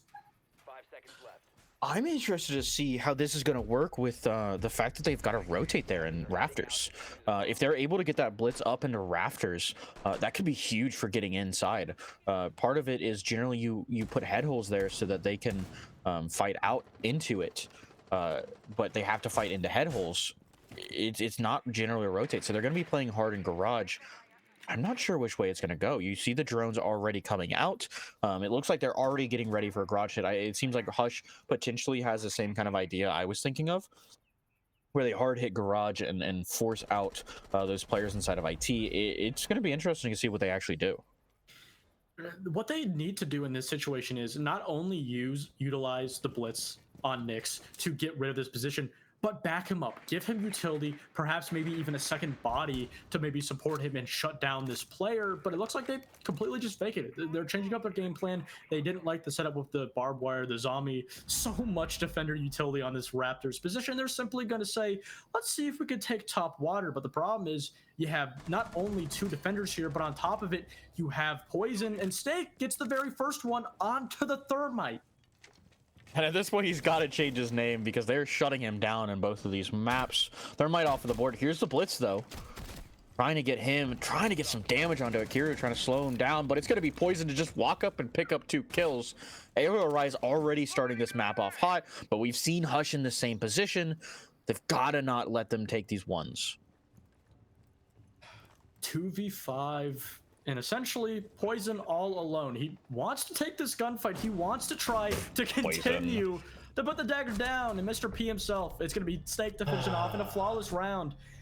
And you can bring as many different operators. You can be aggressive, you can be slow. But if you can't simply agree on to do one push, it won't work. Yeah, no, I mean, there's not much you can say. This is the same thing we've talked about in Cafe, where the structure just falls apart after 1 or 2 players die. I mean, it's Thermite dying first that really has me concerned. Why is he taking the first gunfight? I didn't get to actually see it, but the fact that he's able to take that first gunfight without a single point of damage going to any other player in the game, including the enemy team, aside from the person who is fighting Unstoppable, that's not what you want to see. That is not your entry player. You have a player on the board dedicated to taking that fight. Instead, you've decided, screw that, Thermite's better for entry, and you're taking that first fight. You've got to be droning in your entries. You've got to let them take those first fights, and you can't let them take the fight to you. That was a big part of that last round, was Aerial Rise just taking the fight to them. And that's another problem with changing up your game plan, because as soon as you go for a push, for example, you know, the Blitz pushing into that storage area, trying to push onto garage, then rotating around, that gives your defense a time to react to the push, change up their defense, change up their player positions, and give the attack yet another problem to deal with. And Kiru continuing to feel himself. Do we get another aggressive run out this time around? It won't be a whole lot, but again, this fast, quick play, trying to cheese the bomb site. Let's hope it works this time around. Maybe it will, but they've just left. I don't know what the play was here. I guess they were starting off trying to get this open and go push into it, but they weren't ready for an actual fight. They're just setting themselves up. It looked like it was supposed to be prep. I mean, you've got 3 players there to do it, but they decided it wasn't worth it. They're going to back it up. It's just prep work now. It's not a hard rush. And as they're backing up, you see some more of this prep coming out. It's Hush getting ready for this round, but they were throwing us off a little bit there. And it really seems like Hush, in my opinion, is just trying to do too much, trying to attack at too many different angles, when they just need to really put a focus on one thing, get one map control. Because sure, they got that wall open, but aside from that, they've gotten absolutely no map control, and half of the round is gone. And with time off the board, there's no way. He spots the player, but the player's going to be able to get out. He jumps outside, taking the fight to Buck. He's going to be able to swing. Nyx to show why he's called Nightmare Nyx. Is he going to be able to shut down Snake? And that's their roamer off of the board. The last player's all inside of sight to slow them down, but they've already wasted a lot of time. What is this angle I'm looking at from Kiru? He is upstairs. I did miss this part. He is going to still be kind of messing around upstairs, and they're going to have to deal with him. Look at this. This is what you talked about. They wasted so much time, and they've just absolutely thrown themselves into the make. 50 seconds left on the board, and the Buck is still working the vertical in IT. Keep in mind, the bomb site's And basement. just misses. Okay. He gets it. They still haven't cleared him out. Kiru's still on the board. 40 seconds left on the board. They've got to mess with him. They're still messing with him on that first floor, trying to take him down from second floor. And Brios is also upstairs. We missed this as well. He's sitting upstairs. They got him locked down, but who cares if he's still alive? Kiru finally falls. But they've got to push sight at this point. All of the prep time that they were looking for is gone off the board. There's 20 seconds left. They have Brios still upstairs. They're trying to make it happen fast. He's just waiting to take this space after they're done, and it's Poison trying to slow them down. Flash is coming out, and they're going to drop Inri to find one, Spark to find one as well. One through the window. It's going to be Poison to pick him up, and they're upstairs. They're going to fall to Poison. Spark to fight, keep it alive for a little bit longer, but it doesn't matter. You've wasted all of your time, and I've got to agree with Brios here. They did nothing that round. A lot of the time, especially when Nyx himself spots a gap, we saw in the very first round, didn't want to deal with all that utility, rather looking for an easier option. And again, we come in to the exact same point that Hush has a problem with really rallying onto one point, trying to do too much. I love the idea of a lot of structured teams, Aerial Rise most definitely, because they have that structure, they're able to attack a defense from multiple different angles, especially on the roam. And that really goes to show that you have a really good attacking theory. But the problem with Hush is they can't deal with roamers. They can attack a map from multiple different angles. They can get the bomb site open, get the walls open. They can do their due diligence, but they can't get those players gone. They can't flood them out of those positions, and that's when the problems start to arise for them. They start to aerial rise. I'm sorry, that was terrible. That was terrible. It was right there. It was right there. I'm sorry. I don't know why I'm apologizing. I think that was great. That was amazing. But it's gonna be Hush or Aerial Rise to pick up another defense round as we're going into this last one of the quarter. I don't know if Hush is gonna be making any changes so far, but I mean, it just doesn't feel like their heart's in this game. I mean, you saw how much of a problem the sixth man that is time caused Hush, and it's not even Aerial Rise causing the issues.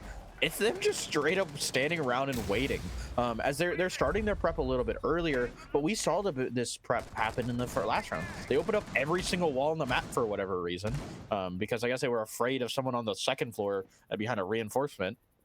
But it's going to be interesting to see if they waste that same kind of amount of time. I really love how Kiru is just continuing to put himself in really aggressive runouts, spawn peaks. It doesn't matter what operator he's on. It doesn't matter if he's completely exposing himself to an open breach because there's no attackers there. Bless almost losing his life. No, that's the ace off the board, and you gain absolutely nothing from it. I'm left in shambles, honestly. It's Hush not ready for this game. This is what we've been talking about. They're definitely falling apart at this point. The structure is no longer there. I wouldn't be surprised if someone's screaming in the voice chat right now as Kiru's gonna scream down Sparks, and that's Ash off the board. That's your space maker gone. They've got to do something. Call's gonna come out. Kiru to pick up a third kill, and it's just Kiru versus the world. Another one to jump in. Let's try to find some space. But it's that first floor, brother. You've got to take this. You've got to win one of these fights. And I just don't know if this is going to be it. Completely isolated from each other, these players are forced to essentially just take these 1v1s. The DMR ringing out is going to expose their location. All the defenders are going to know exactly where they are. The swing just simply won't work in a quad for Kiru. Flawless round, and it's over at this point. I don't see any comeback coming on the side of Hush. I would love it. Don't get me wrong. I really would like to see the map 3. I'd like to see them come to Clubhouse. I think it could be stellar for both teams. But if this is the way Hush is going to continue playing this map, it ain't it. My favorite thing about Hush is you can see exactly how they play thanks to Nick's streaming every single game. You can see their comms, you can see exactly how they play. You can see him watch MasterChef, everything. And the whole 9 yards. One problem that I've seen time and time again, especially with the Twitter clip on side of Bank, is there's a communication issue. A lot of the times when they have a target in mind, Nyx will simply ask, hey, what are we doing? And doesn't get a response. And the problem with this is you're then forced to have these hero plays from singular players, and sure, it could work for a round or two, but that's not a winning formula. They simply just need to get that communication down. When they find a target, doesn't matter if it's defense or attack, they need to make sure that they put all their focus on it and don't fall off as soon as they see a couple of barbed wire and zombie barricades there. Yeah, but I mean, the other problem we have to talk about is something we talked about previously. That hero play isn't really happening. They're not really doing that. You'll see 1 or 2 players shoot well. Like we can talk about Bless almost winning a 1v5 on Cafe, but that was 1 out of 7 rounds. You're not seeing the step up from the other players. You're not even seeing the step up from the same player. It seems like they're struggling to find that connect where they can get those hero plays. And I thought he was running to his death, honestly. I wouldn't have been surprised at that part. At that point, I could have totally seen him just trying to walk in and fight Clash. But trying to find some information, seeing what they can do, it still looks like the same. They haven't made terribly big adjustments here in this next round. They're going to continue opening up these heavy walls. Almost dying to Zonky is almost Kiru off the board. They're just trying to find any space that Hush will give them. If you look at the complete different defense for this top bomb site, Aerial Rise did a great job of just completely holding Raptors. The round where Hush attacked reinforces. Okay. What? Well, that's a tactic. That's a way to take it. Nick's almost losing his life. What is happening for Hush? It again, going back to my point, Raptors was just completely given up for free for Hush, and then Aerial Rise, when they were defending it, Hush never took it. It's just a complete different defense from both teams, and the difference is Aerial Rise can just simply hold this top floor better, and the entire winning factor so far in this round for Hush is going to be Nyx on the Clash. Winning factor is a choice of words, as Brios is going to be able to take down Unstoppable. This man's really got to change his name at this point. And they're just absolutely clasping down on Hush, holding them in these positions. They're stuck within the bomb site. And as they even try to get back into the bomb site from outside, getting shut down by Kiru and the rest of the gang. Enrio's trying to make his way in. Flash is going towards Nyx. They're going to be able to put him down. Blessed to find one onto Enrio. And Spark, is trying to find some more, but Blessed to fall as well. It's Aerial Rise tearing apart Hush as they're winning their first attack round. Spark trying to hold it together. They're finally going to take them down. This looks like Aerial Rise's map. The communication just isn't there. I think specifically Spark still holding Waterfall and his entire team is dying. I'm not saying it's his fault, but his team should have been able to relay the information that, hey, they're not pushing Waterfall. Especially as soon as you lose Connector, then you lose IT. It's really just a difficult situation where if you don't have the communication, if your teammates aren't talking, then you just can't win it. And the factor, again, no hero plays. This entire game, I think, and I don't say this a lot, Hush has nothing. Yeah. I mean, yeah, it's rough. It's rough to watch, especially out of a team that we've seen perform well in the past. They're not here today. Attackers have discovered the location of a bomb. Yeah, I think that is really good, and I don't think you can essentially just say, "Oh, they just haven't showed up." But I think every single problem that we've seen in the past has shown up. Every single player has not shown up. It is a worst case scenario that everything going bad for you shows up and everything going good. The success you've had, the players winning their gunfights, simply isn't there. It's honestly just really bad timing. Yeah, it is terrible timing. You'll see it's obviously Aerial Rise not taking them seriously. I mean, you're not gonna walk in and take those fights if you are taking your enemies seriously. They're just not. I mean, you've seen them just tear apart these attacks, and then their defense or their attack rounds, they've just been walking in. There's so much space being given over towards Aerial Rise, and generally you'll see like threat zones being set up within the map, but Aerial Rise is ignoring them. They just don't care. They're just walking past them, and they're just taking them by storm, as Brio's gonna find one of the roamers, grab his cams. It's just not looking good for Hush. It's not looking good, and not only that, but Brio's completely isolated. Drones himself in, doesn't have a player to get the refrag. Blast does shut down Snake, though. That not only is your Ram, but one of the aggressive entry players on Aerial Rise also gone, and they're still dealing with Nyx upstairs, but Inrio is eventually able to get the refrag onto Hush, and they do push down Nyx eventually. Oh. And another body to be pushed down as Nyx finds Inrio. He's been a player who has been grabbing some frags, and if you're asking for some hero plays, it's been coming out of him. But for the most part, it's just not enough. Ariel's just taking the site. It's theirs for the keeping, and they're not being stopped. Miro's trying to do anything, but they're solo on site. Zonky's outside of it. Nyx finds another one upstairs, though.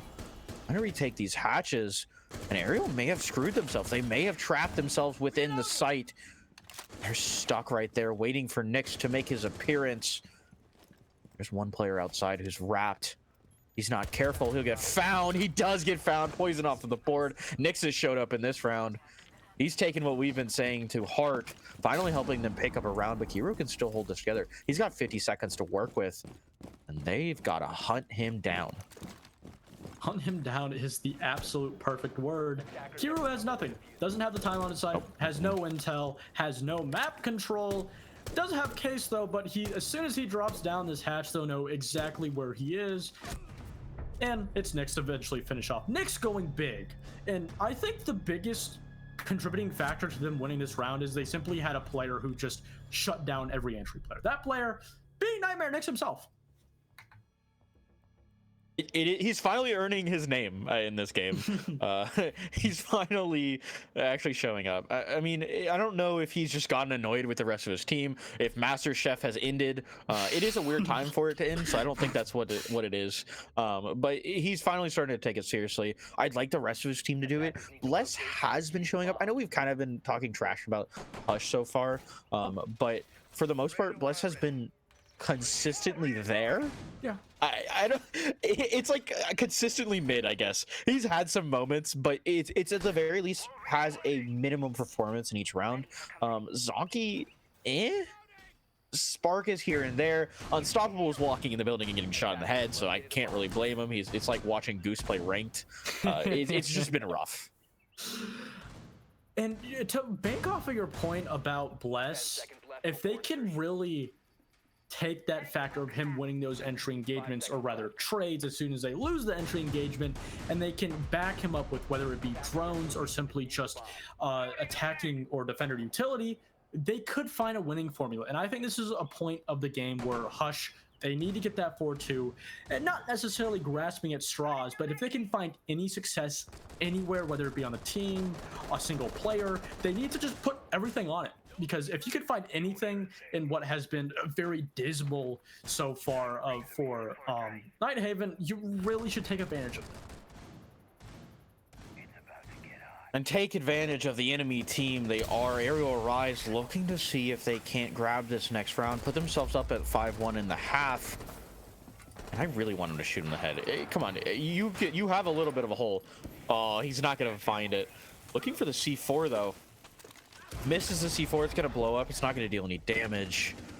They're going to be able to get this wall open, soft at the very least, makes it a little bit easier for them to work with. Buck's going to get that open, and Aerial Rise looking to take this fast. You've seen them trying to take rafters right now. They're getting that wall open. IT is ready. They're prepping themselves for this round.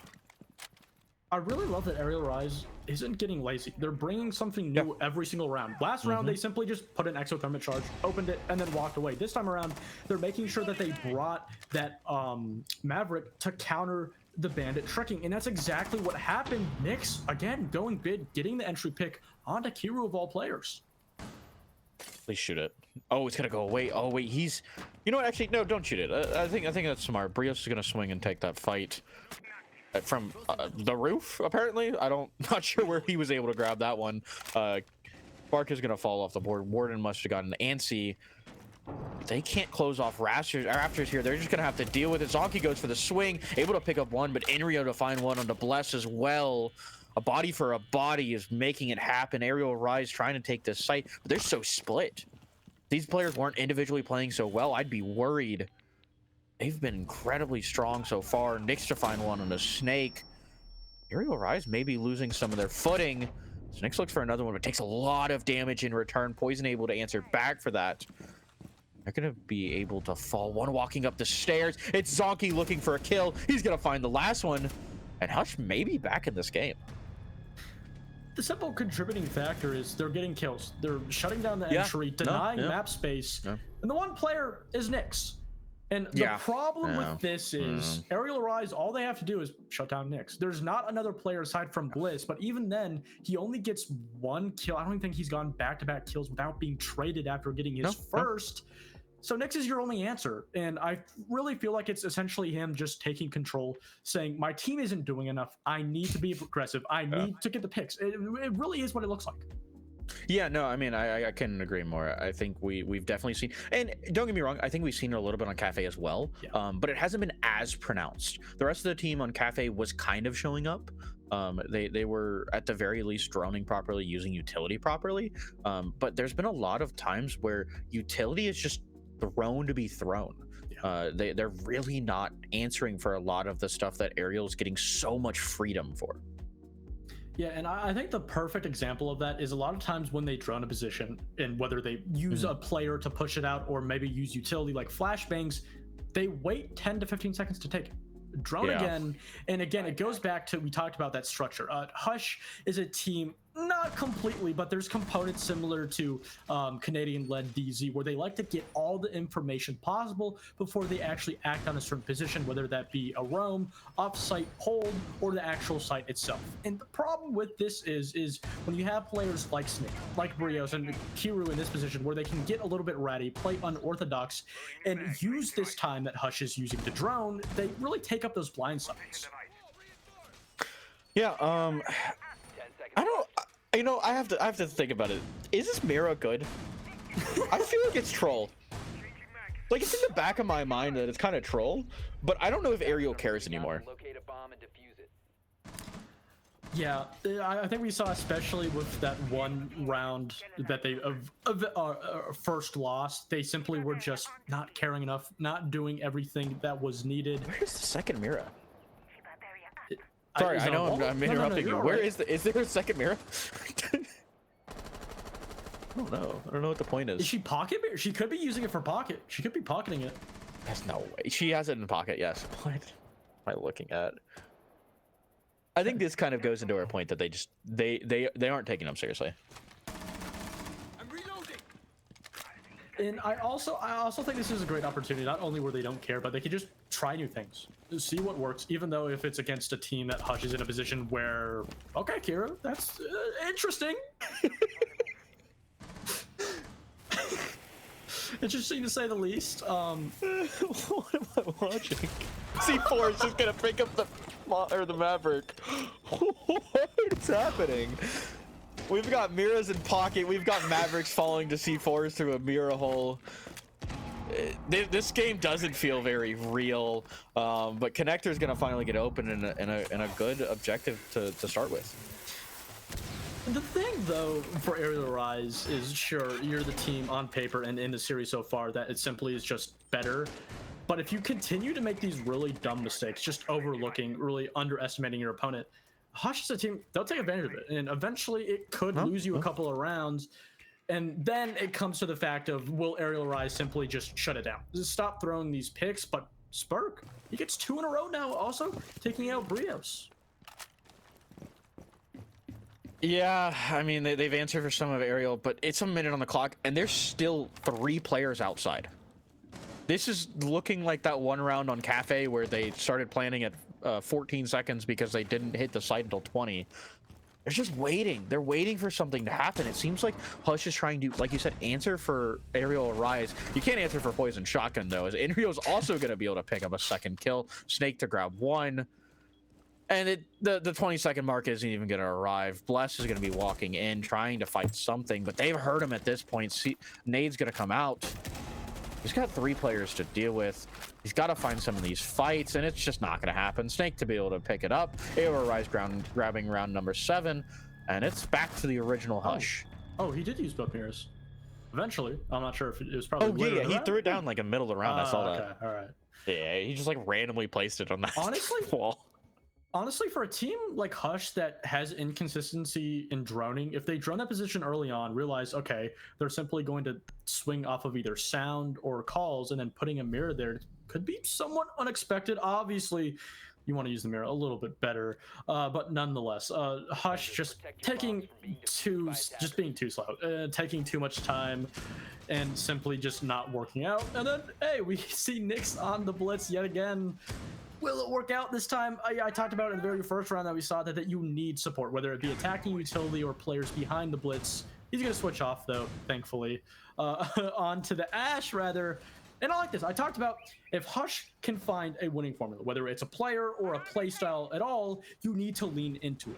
That being Nyx on what is now a primary entry role, it's going to be switching on to that Sledge, which you still play an entry role in Sledge. You know, you could play in that 2021 factor. On top of it, he's also going to be able to get that vertical play.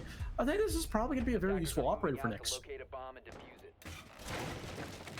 I mean, I want to agree, but I feel like I'm going to say something, and then he's just going to die. It's the caster curse all over again, Goose. And here, oh, I thought he was gonna walk around that doorway. But it's Snake looking for a kill somewhere on the outside. Zonky's gonna walk close by him. He's gonna be expected. Snake's gonna find it, and there it is. It ended up being Nyx to fall off the board, but that's even worse. Zonky is gone. They lost that information. And it's going to be so much harder for them to find these roamers. Will this work for Kiru? This is like what, the second or third round? He's trying. I don't know I don't even know where he's looking. I think. What is he looking at? I believe it's on to site over by A. I believe. Like the walk-in? Yeah, the walk-in, I believe. But like, I gotta look at that in game. no one's there. Yeah, I mean, the wall's not even open, so I don't know what he's looking at. But another player gone. It's going to be Nyx. That primary entry contributing factor now all gone, and on top of that, Spurt all alone, completely isolated. All he has for entryways is a doorway, a window, and then that little rotate that's been set up by the defense.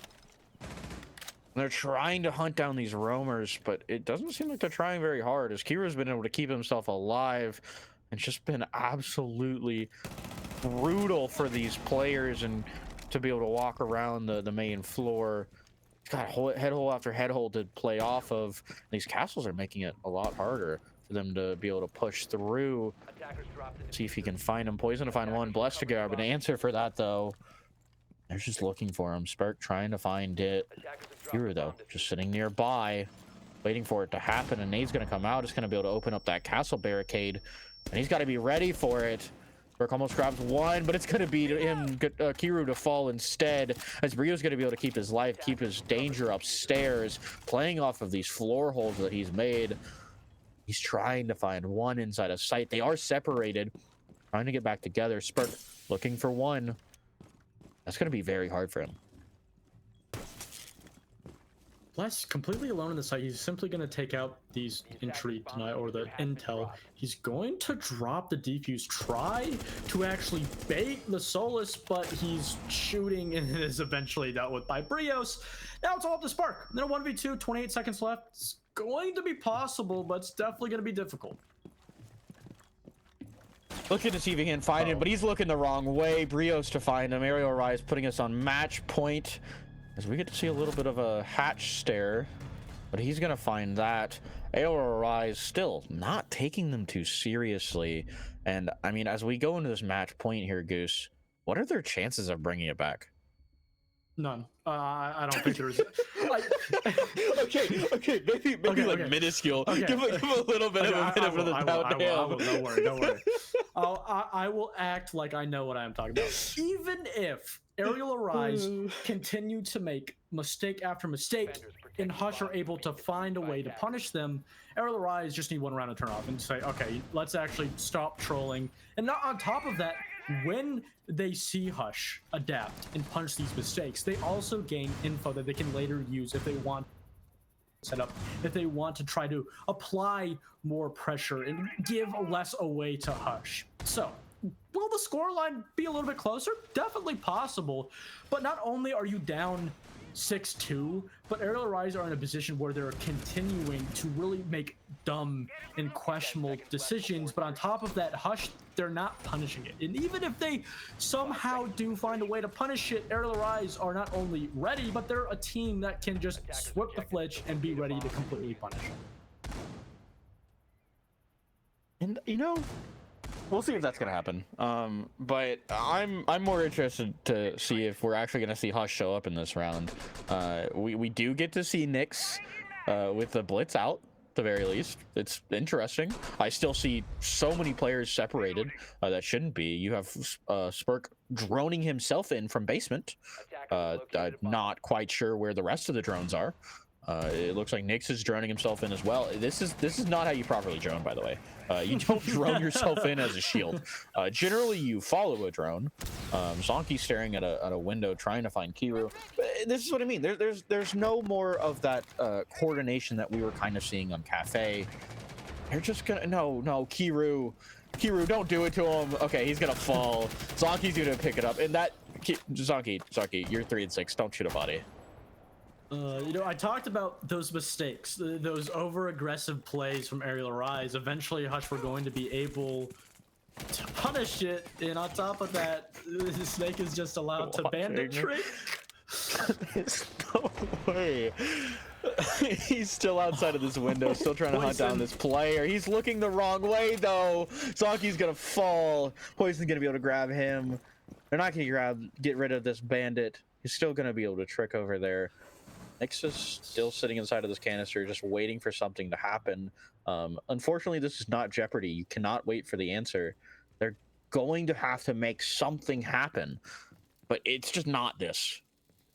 It really is simply just not this. And you can even see Unstoppable was just looking at the window over by vending. They don't know where these players are. They don't know what the setup is. They don't even know where and how they want to attack. And simply going to take hero plays. Oh, plays indeed. No, 2 bodies are gonna fall. It's Hush falling as well. They've got to grab 2 more, but it's just going to be 1A answer. Spurk's going to find Brios. And I mean, sure, you can do this. You've got 40 seconds to do it, though. They've got to match up together. They've got to find these last 2 players. And going upstairs when it's a first floor bomb site and you have 30 seconds left isn't the move, in my opinion. You're going to lose 1 through a window, as Snake's going to be able to pick up Bless. Spurk is the last player alive. It's a GG on the board coming out from Brios. And unless something happens, I can agree as well. Inrios to take it off the board. And that's Hush falling to Aerial Rise 2-0. Aerial Rise, they make it on to yet another round of the BGS playoffs, but for Nyx and Hush, they're out. That's all that was Rodin for them in this book. And, you know, to chalk it up, we've talked a whole lot about how the system Nyx has set up has not worked. But it has worked previously. We've seen that it's worked. We've seen it's had success, and it works against those lower tier teams. And that's why Hush, in my opinion, is a top 5, top 10 T3 team. They made E3. They've proven that that formula has success. But when Hush plays these upper echelon teams like Aerial Rise, a lot of those mistakes that you don't see exposed as much by those lower tier teams are going to be exposed tenfold. And it's one of those days where everything simply went wrong. And sure, some days it's okay, but on a day where you're in, a single elimination playoff, definitely not the day where you want it to happen. And I think that's a little bit of cope on that first part. I think bringing a plan that's gonna work against a T4 team into a T2 team like Aerial Rise, who has won XGS before, or XGS or T, whichever one they won, I don't remember. But that's not what you do. You don't go, oh yeah, well this has worked against Army of 5, so let's take it against Aerial Rise. No, you don't do that. You have to work together as a team. You have to drone properly. I'm sorry, but I had to call out the fact that both of their entries, both of their players who are supposed to be making space, are droning themselves in. And then Nyx decides to just stand in the container and just wait. That's not it. That's not the plan you need to make. You're a T2 team. You should know better. You need to drone yourself, or you need to have someone drone you in. You've got to be able to make space off of these drones, because let's be real, this is something every caster has talked about for millennia. If you are going to grab information, it's not going to last very long. That's 15 seconds on the board. And when you're droning yourself, arguably it's less, because they can move around immediately after your drone's gone. They don't get that constant speed of information right there, because you have to stop off your drone, go make that space, and pray nothing has changed when you've walked in that room. And that's just not going to happen. You're going to get aggressive, adaptive roams coming out of these players, because they know that whenever you are off of drone, that's so much free area you can take, and you can mess with players. You can get in their heads. And I mean, clearly Aerial Rise was getting in the head of Hush today. Yeah. They just weren't ready for this game. And I think Hush is, one of those lower echelon, talk about them being a T2 team. I think if they got a coach, a lot of the problems would be fixed. They don't have one. I don't think so. T2? Oh. No, I don't think so. Oh. But yeah, I can see that. they're simply not setting themselves up for success. I think the perfect example is this map pool. Going into this, I was like, this is in winning Aerial Rise map pool. Why are you going to Nighthaven? Cafe, I understand. You can't really eliminate that. Yeah. Clubhouse, I understand. But just letting Nighthaven slip away, not only letting it slip away, but that being your map pick, it's questionable. If you let it go to the third map and chose Clubhouse, I'd understand. But I could see it. Yeah, I could see it. But with what they brought today, it simply did not work. Yeah, I mean, don't get me wrong. I know Cafe wasn't their pick. It was Aerial Rise's pick. I don't think Nighthaven was that bad for Hush. I think it's adaptive enough that if you're playing it properly and you're preparing for different stuff to come out, you can do it as Hush. I think they have a playstyle that can fit into it. Was it their best choice? No. But I can absolutely see why they made the choice to go into Nighthaven. I think it's a map that is still being experimented enough that when they try new stuff, they bring out some random stuff like Nick's. I'm sorry, I'm gonna stop breaking that up. But it's just like you can mess with it, and when you have some issues, it's not a bad map, because some people still don't entirely understand the map. So I can see it. I think the problem had nothing to do with the map pool. They take them to Chalet, Border, anything else, and that's it. Yeah. I agree, and now they get to go on to play Bottle Service. They do it. Quick little update, because Nomical is bugging me. Fluffy is up 6-4 on their third map. So if you there's another game going on right now. So before we leave, if you want to see more Siege, more BGS, go over to Siege Double Shot. We are going to raid. Otherwise, you can go to sleep. Yeah, you enjoy your night. It was a little bit of a fast game, but we are done here on the broadcast tonight. This was Enteritus and Goose. I hope y'all enjoyed our cast, and have a great night. Welcome to reality, there's no way back. Welcome to reality, there's no way back. Welcome to reality, there's no way back.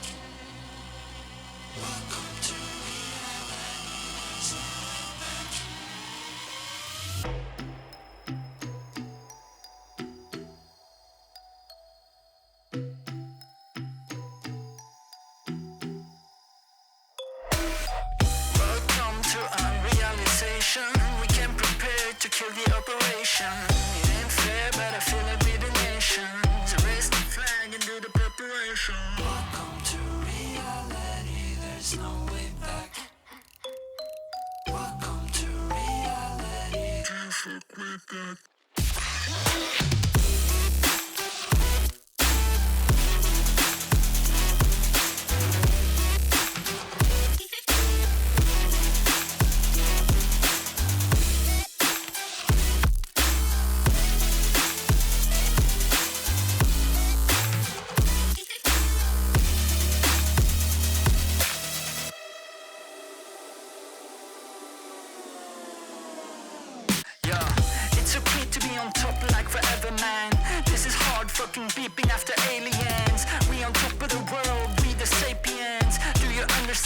massive complication there. Do you really think you know what I'm made of? My flow is so magical, I'm old, call me Gandalf.